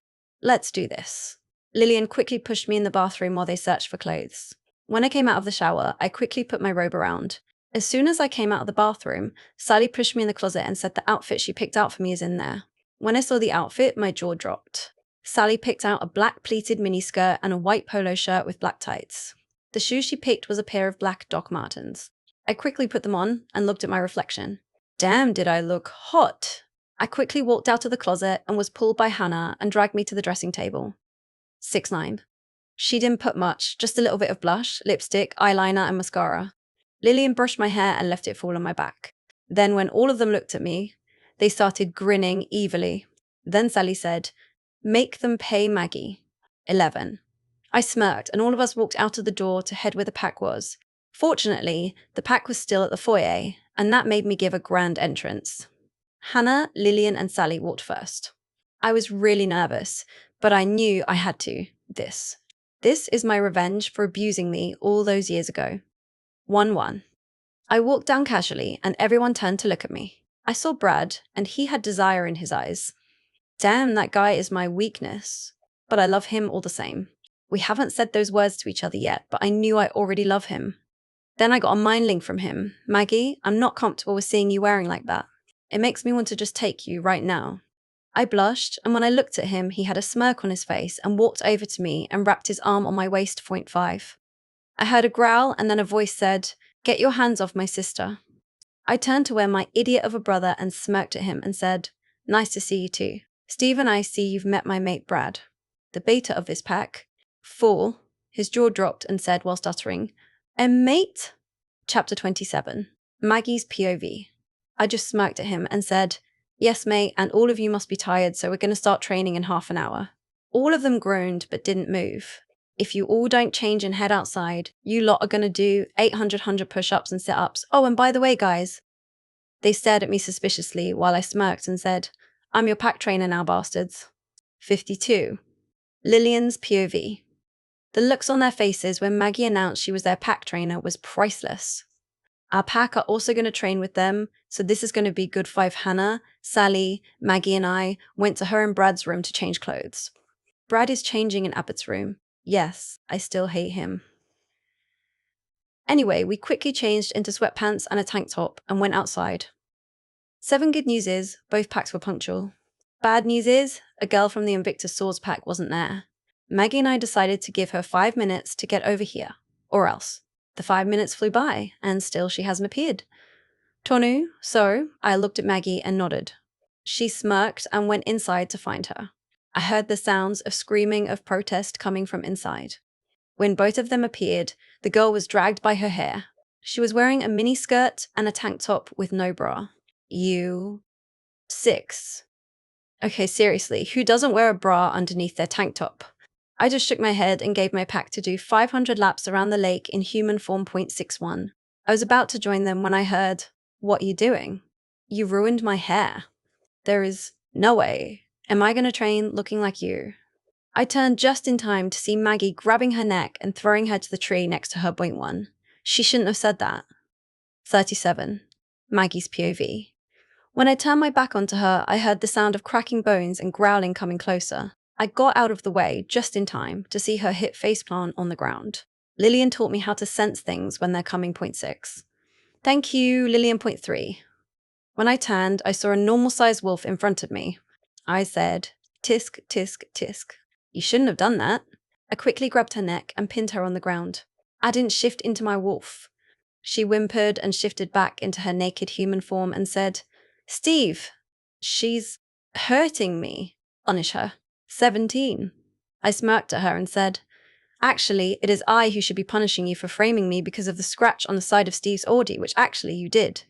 Everyone gasped, and then she said, prove it. She had a smug look on her face, but her eyes had fear in them. I smirked and said, Steve, if I were you, I would check the security cameras on your phone. 3. He did just that and showed everyone in his pack. He said, "You are to stay in your room without any food, water, and company for 3 days. That means on lockdown." 57. I smirked at her and said, "Give me 1,000 push-ups and sit-ups." After the pack training, I fell asleep in Brad's arms with a smile on my face. Chapter 28. Tashan, Abbott's POV. Ugh, ever since the Invictus sword pack arrived, the girls have been clinging on me, begging me to nail them, but I can't. I don't want to hurt Lillian. I really love her. I wish I could just turn back time to when I rejected her. I really miss her voice, her laugh, her smile. God, I must sound like a girl. But I don't care. I just have to tell Lillian my feelings and hope she gives me another chance. Then I remembered the day I rejected her. I remember she said that she didn't care, but something was bothering me, and the question lingers in my mind. Why didn't she care when I rejected her? Lillian's POV. I really hope that after what happened yesterday, it'll knock some sense into Maggie's old pack. But right now, we have bigger fish to fry. What is it, you ask? Well, Kevin asked Hannah on a date today, so now I have to go to her house and pick an outfit for her. Man, this is torture. I don't really know why, but I can't stop thinking about Abbott. I can't believe I'm saying this, but I miss Abbott.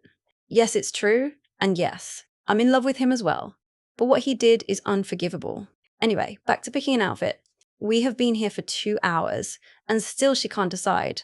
Just when she said that I wasn't helping her picking an outfit, her door burst open. No, it wasn't Kevin. It was Sally. By her face expression, she looked like she could burst with excitement. I asked, "What's with the look, Sally?" She just smiled bigger and squealed, "Guess." I thought about it and smirked, but decided to ask, "Is it about One Direction?" She shook her head and said, "You're cold." Try again. My smirk grew and I asked, "Is it about you losing your virginity?" She gaped at me and shouted, "L.I. Lillian." Of course not. You are stone cold. She was blushing red, and I chuckled while putting my hands up in surrender and looked up at her. I smirked even more and I asked, "Is it about Mason?" She tried to hide her smile but failed and started squealing. Why, yes. Yo, you are hot. I chuckled and asked her, "So? What about Mason?" Her smile grew bigger and bigger, and then she said, "He asked me on a date." Hannah and I smiled at he, her, and Hannah asked, "Oh, your first date. When is it?" Sally started blushing and said, "Tonight." Chapter 29. Lillian's POV. Hannah squealed so loud I had to cover my ears with her pillows. She started saying, "Oh my God, I have a date with Kevin tonight too. This is so cool." After a while, both of them started getting ready while I just stayed quiet. "Guys, I'm just gonna head home, all right?" Hannah looked up at me and frowned. "I'm so sorry, Lily. I just remembered that if both me and Sally are going out, you'll be home alone." 17. I just shrugged and said, "Wouldn't be the first time." You see, when I was small, my parents were always busy, so they left me at home a lot, but I understood why they were busy. Back then, they weren't the trainers of the pack, they were the trainees. So yeah, I grew alone a lot, but on weekends, they try to spend a lot of time with me as they can. That's why I love them so much. One Hannah still looked doubtful, but nodded. I quickly went out of her house because I just wanted to clear my head, and my cure to a fresh, clear mind is by going through the woods. Well, that's my cure. I don't know about you lot, but going outside is always a good way to relax if you know it isn't too sunny and raining. 29. I went to the woods behind her tree and shifted. I grabbed my clothes and decided to walk to that meadow full of lavenders. I walked and walked and walked until finally I was there. It must have been about 1.5 hours when I reached there. I shifted behind a tree and sat near the lake, and suddenly, without reason, I broke down. I sobbed quietly, thinking, what did I do to deserve this? I just don't know what to do. 2, I know some of you are wondering why I rejected Abbott. It had something to do with someone really close to me, and now she's gone. You see, after what happened, I made my heart like steel. I know I look like someone who isn't weak on outside, but on the inside, I'm just broken. I sobbed just thinking what had happened. 22, I want Abbott back, but I can't. I mean, come on. Imagine if you were in my position, guys. What would you do after you got rejected by your soulmate? 241. After a while, I went back home. When I reached there, I knew that Kevin had already left for his date. I didn't really care anymore. Later, my stomach growled, so I decided to make spaghetti and watch some Harry Potter. I've forgotten what happened in The Goblet of Fire, Order of the Phoenix, and Half-Blood Prince.93. I was just halfway through the movie when the doorbell rang, which made me jump. Why? Well, because I was too focused on the movie. I went to the mirror in the hallway to check if my eyes were still puffy. Only a bit. Anyway, the person behind the door knocked, which made me to go answer it faster. I went to open the door. I gasped when I saw who was on my doorstep. Point 1. It was Chapter 30. Lillian's POV. Fiona 38. I asked her, "Hey Fiona, what are you doing here?" She tried to explain why she was here, but since she was panting so heavily, all I could make out was, he regret or reject. I quickly let her in and brought her into the family room and then went to the kitchen to get her some water. Then I brought to it her, and she drank it greedily. After her breathing was normal, I asked her once more, "What are you doing here, Fiona?" When she looked up at me, she had tears in her eyes. I went to her and comforted her and asked, "What's wrong?" She was silent for a few minutes, but then, I found my mate. I smiled at her, but judging from the tears falling from her eyes, it can't be good. "Who is it?"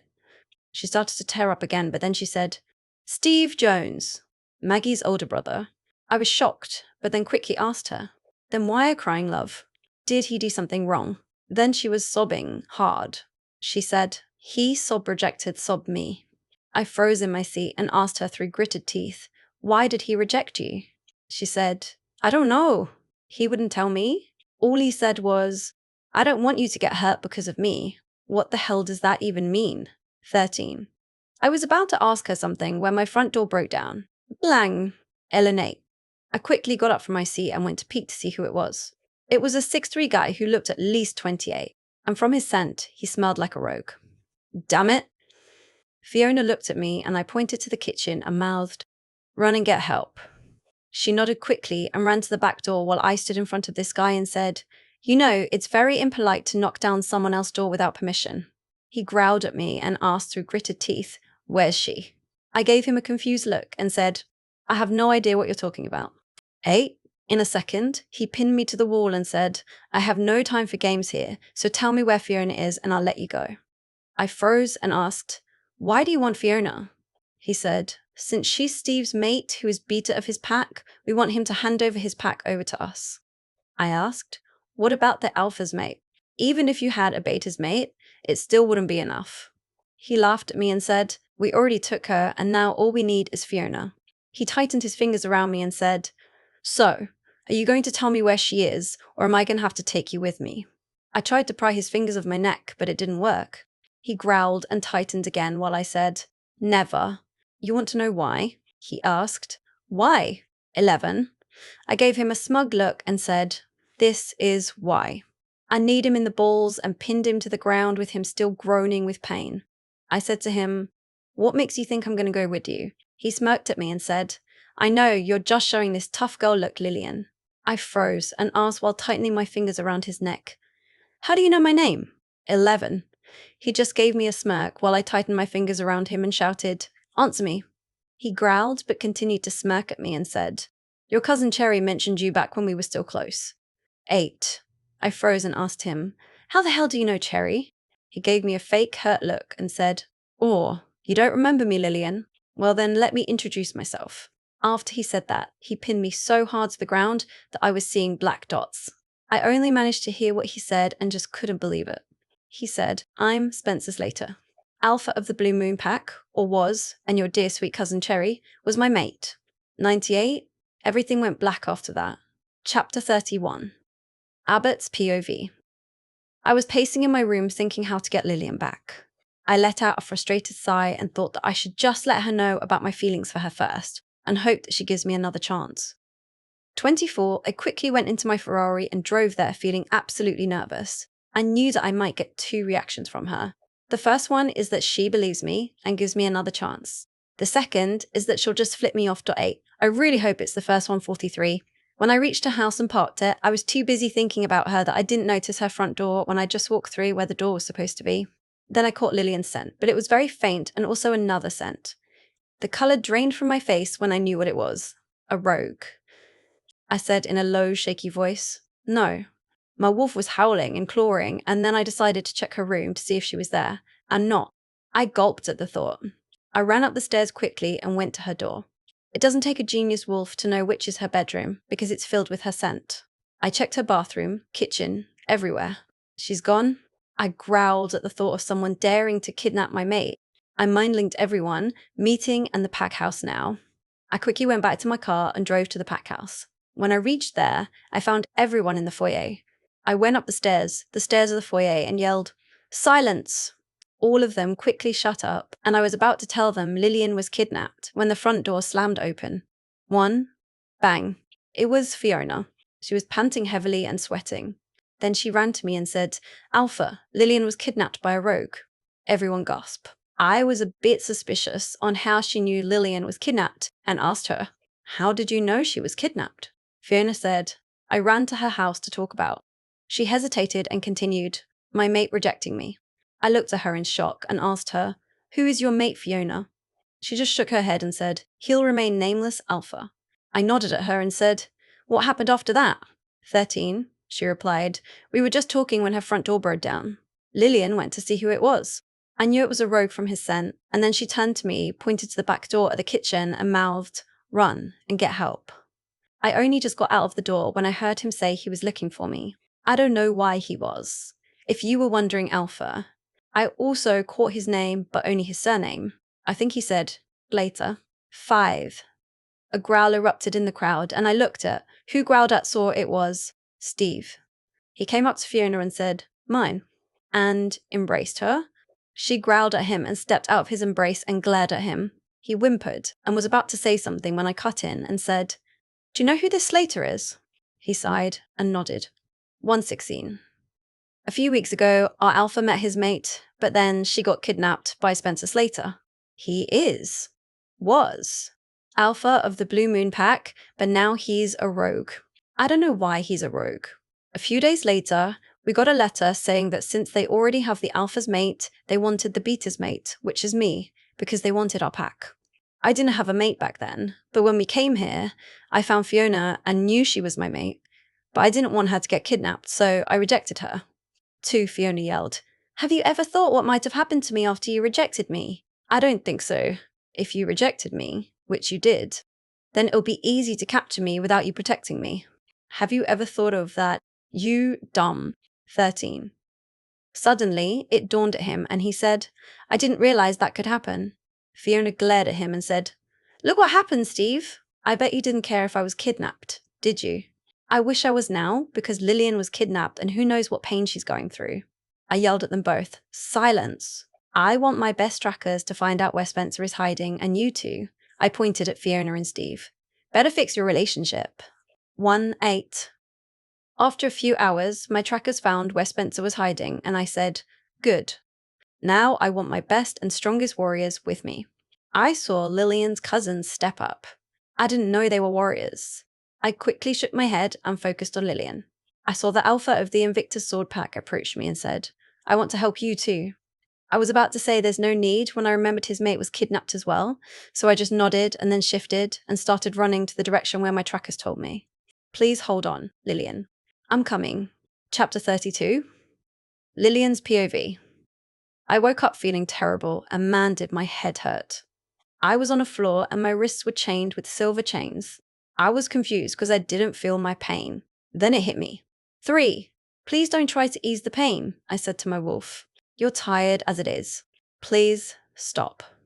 She whimpered and said while groaning, "I won't. If I let you take all the pain, then Abbott will feel it too. 14, please." I pleaded to my wolf. "You can't take much more of this. You need to rest. Please." I pleaded to her because I don't want her to go through this alone. It's just like that song from High School Musical. We're all in this together, 139. My wolf sighed but nodded in submission, and then the pain hit me. It hurts like hell, but my father said to never show any signs of pain, so I grunted and struggled against the chains. After a few more tries to break the chain, I gave up. 4. After I think about an hour or two, someone unlocked my jail cell door. I looked up and saw it was Spencer. He smirked at me and said, "Do you like the pain?" I growled at him and said, "A warrior never shows any pain." He just chuckled in front of me. He moved my hair, which was covering my mark, and he looked shocked at the sight of it. Then he turned to me while smirking and said, Why you didn't tell me you have a mate, Lillian, and an alpha at that too? I think we're good enough with the Invictus Sword Pack's Luna. You know, I was actually really curious on who is Abbott's mate, and look here! I found her, and it happens to be you. Well, now I can also take over the Silver Angel Pack as well. I hope the pain from your mate will hurt you as it did me. I growled at him and said, "What the hell did I ever do to you?" He slapped me and shouted, "What did you do? Hala! You were the one who told Cherry's dad that I was playing with other girls." Then her dad told my dad, and he was furious. "I lost my title because of you. You dumb. Now Cherry's dead, and it's all your fault." 18. He kept slapping me and punching when he said this, but after he said that last line, I saw tears in his eyes. After a while, he stopped hurting me and just stood up to glare at me. I pitied him because he missed Cherry, but then it changed into rage because he blamed me for her death. Did I accept her as a mate just to see her in pain? Did I play with other girls just to please myself? 24. LL. No. I shouted at him. How is it my fault? You were the one who hurt her, and it's your fault. She loved you. She told me that even though it hurts, she would do anything to keep you happy. She even cut herself to dull the pain. So don't go crying, it was my fault. She died when she was only 18, and I was 13. I hope the pain hurts because you deserve it. 15. His eyes turned black. He was about to slap me when someone slammed the door open and said, "Alpha, the Silver Angel Pack and Invictus Sword Pack have invaded our territory." 2. My heart thumped. I can't believe it. Abbott is rescuing me. But 7. Why? Chapter 33. Abbott's POV. When we were about to reach our destination, a horrific pain hit me. I fell down and whimpered. "Mate? She's hurt. Need mate." My wolf said to me, "God, this pain is a pain in the ass. All I wanted to do was go to sleep, but I couldn't. I needed to make sure my mate is safe and by my side." I quickly stood up and walked shakily. It still hurts, but I didn't care, because I needed to save Lillian. Brad looked at me with concern, but I just shook my head and walked forward. While walking, I realized it was quiet. Too quiet. 26. Then, all hell broke loose. The rogues came and attacked us. There were a lot, and I hoped that we could get through this without anyone getting hurt. 7 wolf after wolf, they just kept coming. I bit, scratched, did everything I could just to keep myself alive for Lillian. Then I felt a wolf pounce on me. Good Lord, was he heavy? Is he supposed to be a wolf or a fat pig 104? Then someone knocked him off me. I turned to see who it was and saw it was Lillian's cousin. Sally, I think. Wow, for a tiny wolf, she sure is strong. Then I ran to where Lillian was and thought to myself, 1. Please be okay. Lillian's POV. Then I heard snarls, howls mostly in pain, outside. Spencer growled and went to go out, but not before he said, "I'll kill your mate so you'll know exactly the pain I went through." Then he went. 3. I took a quick look around and saw that there wasn't any guard anywhere. I smirked and thought to myself, how stupid. My wolf laughed weakly. I started struggling against the chains and it really hurt because it's made of silver. I took a breather, but then decided against it and struggled even more. I got up slowly and pulled. Then a miracle happened. 2. The chain snapped. 24. I smiled proudly and quickly took a look at the jail cell door, but it wasn't there because Spencer left it opened. I chuckled to myself. Wow, he has the worst defense I have ever come across. Dick, 37. I quickly walked out, but then the door opened and a guard saw me and growled. "How did you get out of your cell and chains?" I smirked at him and said, "Your alpha sure does have a weak defense."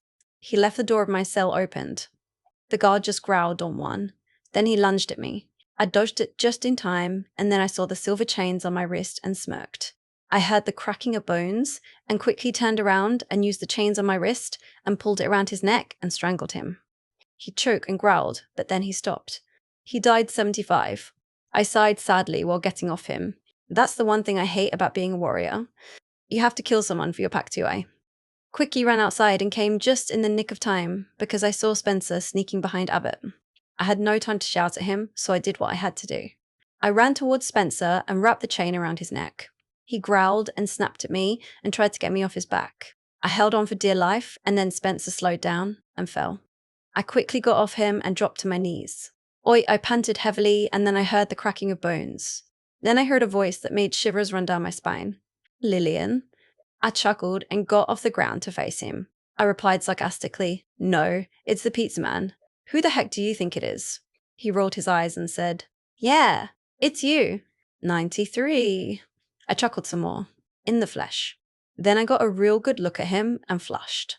I covered my eyes quickly and said, good Lord, at least cover that thing dangling. He chuckled and said, I'm your mate as you are mine. You'll see this eventually. 62. I blushed and took my hands off my eyes and was about to retort. But then I saw. 10. I quickly ran towards Abbott and pushed him out of the way and felt the metal go through my stomach and fell down. Spencer fell beside me and then I pulled the dagger from my stomach. I turned to him and said, say hi to Cherry for me, Spencer. Sweet dreams. Then I plunged the dagger straight into his heart and saw him took his last breath. Then the pain from my stomach hit me and I groaned. Lillian. I saw Abbott run towards me and pick me up gently. I said while groaning, God, this hurts. I feel so tired. I'm just going to close my eyes for a sec. Then Abbott replied, no, don't close your eyes. Lillian. I couldn't forgive myself if you left me. Please don't leave me, Lillian. Please. I looked up at him and saw tears run down his cheeks, 5'7". I cupped his left cheek. Regardless of the pain I'm feeling, seeing him crying hurts me more. I said to him softly, I won't ever leave you, Abbott. I'll be in your heart, forever and always. Then I gave him a sweet, lingering kiss. 25. Then I pulled back and said what I have been feeling ever since I rejected him. I love you, Abbott. Always. His breath hitched, and then he said something I didn't catch because I started falling into complete darkness. Chapter 34. Abbott's POV, pain. That's what I felt when I saw her hurt in my arms. I breathed in a sigh of relief that she was still breathing, but barely. I quickly brought her back to the pack house and brought her to the pack doctor 1-2. What happened? The doctor asked. I said. Spencer was going to stab me, but Lillian pushed me out of the way and he stabbed Lillian in the stomach and took the dagger out of her stomach and stabbed Spencer straight in his heart. Please just make sure she's OK. 66. He nodded and said, I'll do my best. Now I'm really sorry to say this, Alpha, but you need to go. I really didn't want to leave Lillian alone, but if it means she'll get better soon, so be it. A4 hours later, A34, God. How long is this going to take? I growled and rubbed my face in frustration as I stood up from my seat. Just when I was about to barge in the operation room, Dr. Michael came out. He had a stern look on his face, but then he smiled at me and said, the surgery went fine, and now she's resting in her own hospital bedroom. 69. It felt like a weight was lifted off my shoulders when I heard she was going to be okay. I nodded at him and quickly went to her room. I went in quietly so as not to disturb her. She looked so pale and fragile. I whimpered at the thought of her not making it. I pulled up a chair and put it next to her bed and held her cold hand. I still felt the tingles. Oh, how I missed that feeling. I kissed her forehead after saying to her quietly, please come back, Lillian. Please. Lillian's POV. All I could see was darkness. In the distance, I heard a familiar voice asking me to come back, but the darkness was pulling me in and I felt happy, but I knew I was missing something. Then suddenly, I saw a white light.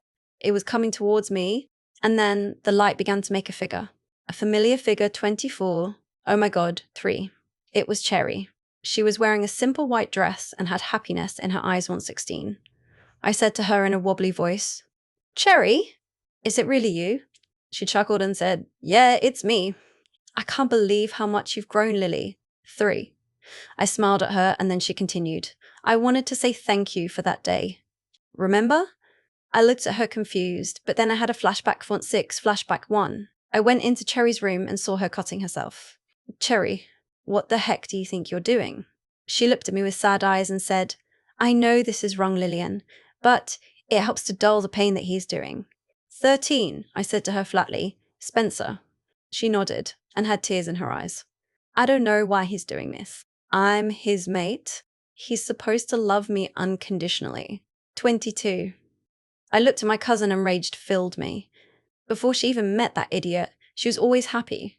She always had laughing eyes, but now she looked so pale and depressed. I said to her, why don't you just reject him? Tell your parents, his parents. Do something, Cherry. Please. 3, she said. I can't, Lily. I love him. I'd do anything just to see him happy, and if he's happy playing with other girls, then so be it. I was about to open my mouth when she started screaming. I quickly ran out of her room and ran to get her dad. I told him everything, and both of us quickly went to her. But we were too late. The razor was cut straight into her wrist, and it went straight to her vein. I fell to my knees and covered my face with my hands. Her dad looked completely heartbroken. When I looked up, I saw a piece of white paper scrunched into a ball in her left hand. I pulled it out and read it. It said, "Dear family, I'm sorry for leaving you, but I just couldn't take the pain he was giving me. I wanted to reject him so badly, but I just couldn't. To Mom and Dad, I love you guys so much. You light up my world like nobody else. I'm sorry for leaving you. I know this will break your heart, but promise me that you will try to be happy. I'll be watching over you." Weird. Usually, it's the parents who are supposed to watch over us. XP.145, ha ha ha ha 9 to little Lily. Thank you for always being there for me, love. I will love you forever and a day. I really wish that I could be there when you meet your mate. Sorry for leaving you so soon, Lillian. B2W, if your mate happens to reject you, show him who's boss. 70. To Spencer, you got your wish. I left, and now you can go play with other girls on 48. Goodbye forever, Cherry. Flashback ended. Tears of pain flooded my eyes when I remembered that day. I should have been there sooner, if only I. Cherry cut me off by saying, "You couldn't do anything, love, and besides, I want you to meet someone. Properly. 3. I looked up at her with tears in my eyes, looking confused. Then I saw another white light coming. It took shape and then I gasped. "Spencer," I said. He nodded and said, "I'm really sorry for the things I accused you of and for putting Cherry through that pain. I guessed I deserved it since I was being such an imbecile." 40, I said. "Yes, you did deserve it, but I'm happy you noticed that, Spencer." I smiled at him and he grinned. Then Cherry said, "It's time for us to go, Lily. I'm sure we'll meet each other soon in the future." 27. Then they went. In the distance, I heard a beeping noise and groaned. I fluttered my eyes open only to see a white room. It hurt so much. I quickly scanned the room and noticed that I was in a hospital. Then memories of what happened flashed before my eyes, especially the part where I said, "I love you" to Abbott. My cheeks flushed.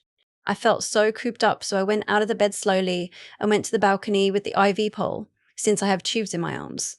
When I reached outside, I saw a guy watching the sunset. He looked oddly familiar. I gasped and then he turned around. His green eyes had tears in them and he ran to me. He hugged me tightly and said, "Oh my God, Lillian, I can't believe you're awake. I've missed you so much. Please don't ever do that again.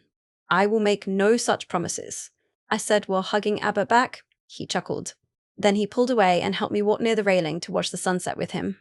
I asked him, "How long have I been out?"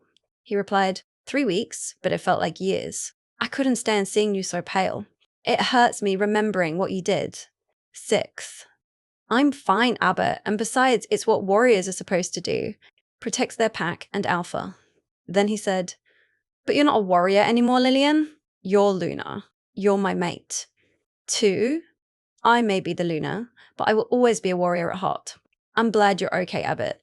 He smiled and wrapped an arm around my waist. God, how I missed this feeling. 9 then. Then he asked, "Lillian? Why didn't you care when I rejected you?" I sighed and told him about Cherry's death. I lost someone I cared for. I knew I was going to meet my mate, but I really didn't want to. I didn't want to lose him like I lost Cherry, so I hoped that he would reject me. After that, I learned to not care if my mate rejected me. He sighed sadly and said, "I'm sorry for causing you so much pain, love. Come on, let's get you back to bed." I nodded. 21. He tucked me in and was about to walk away, but I took hold of his wrist and blurted, "Stay with me." "Please?" He smiled and nodded. 27, I moved so he could fit. Then he kissed my forehead and said something which shocked me. "I love you, Lillian." 1, I asked him. "You do?" He said, "Yes. You complete me. You make me go all slushy, which has never happened to me. You fill up my heart and you're always in my mind. If I so much as think of you, my heart beats like mad." 11:15, I grinned at him. I pecked his lips, then I said, "I love you too, Abbott." Then both of us fell asleep. Probably the best sleep I've had in ages. Extra content say, a few days. Later, 63 to Lillian's, POV. I woke up feeling someone's arm around my waist, and judging by the sparks I was feeling, it was my mate. I saw a ray of light seeping through the window. I sighed in content and buried deeper into my mate's embrace while he pulled me closer. 1-1. Good morning, love. He mumbled while kissing my forehead. I purred in content and asked while mumbling, what time is it? He turned to check his phone, which was on his bedside table, and said, about 7:30. Still early now in the morning, I muttered. Hey, love, are you in the mood of doing? Abbott asked me with a wicked smile on his face. Aha. You mean, that's right, love. Would you like to mate with me? To be honest, I'm not surprised by his demand at all. After all, we are young adults already, and this is what's supposed to be done between werewolf mates. You guess. As soon as he heard my words, he rapidly turned his body and pinned me down on our bed. Because we just woke up, so I'm almost completely naked. The only clothes on me was my panties. I promise I'll make you feel good, babe, he said to me while pulling my panties to one side. Of course you will, I replied with a smile. He cupped one of my exposed breasts with his left hand, while another hand holding my leg aloft.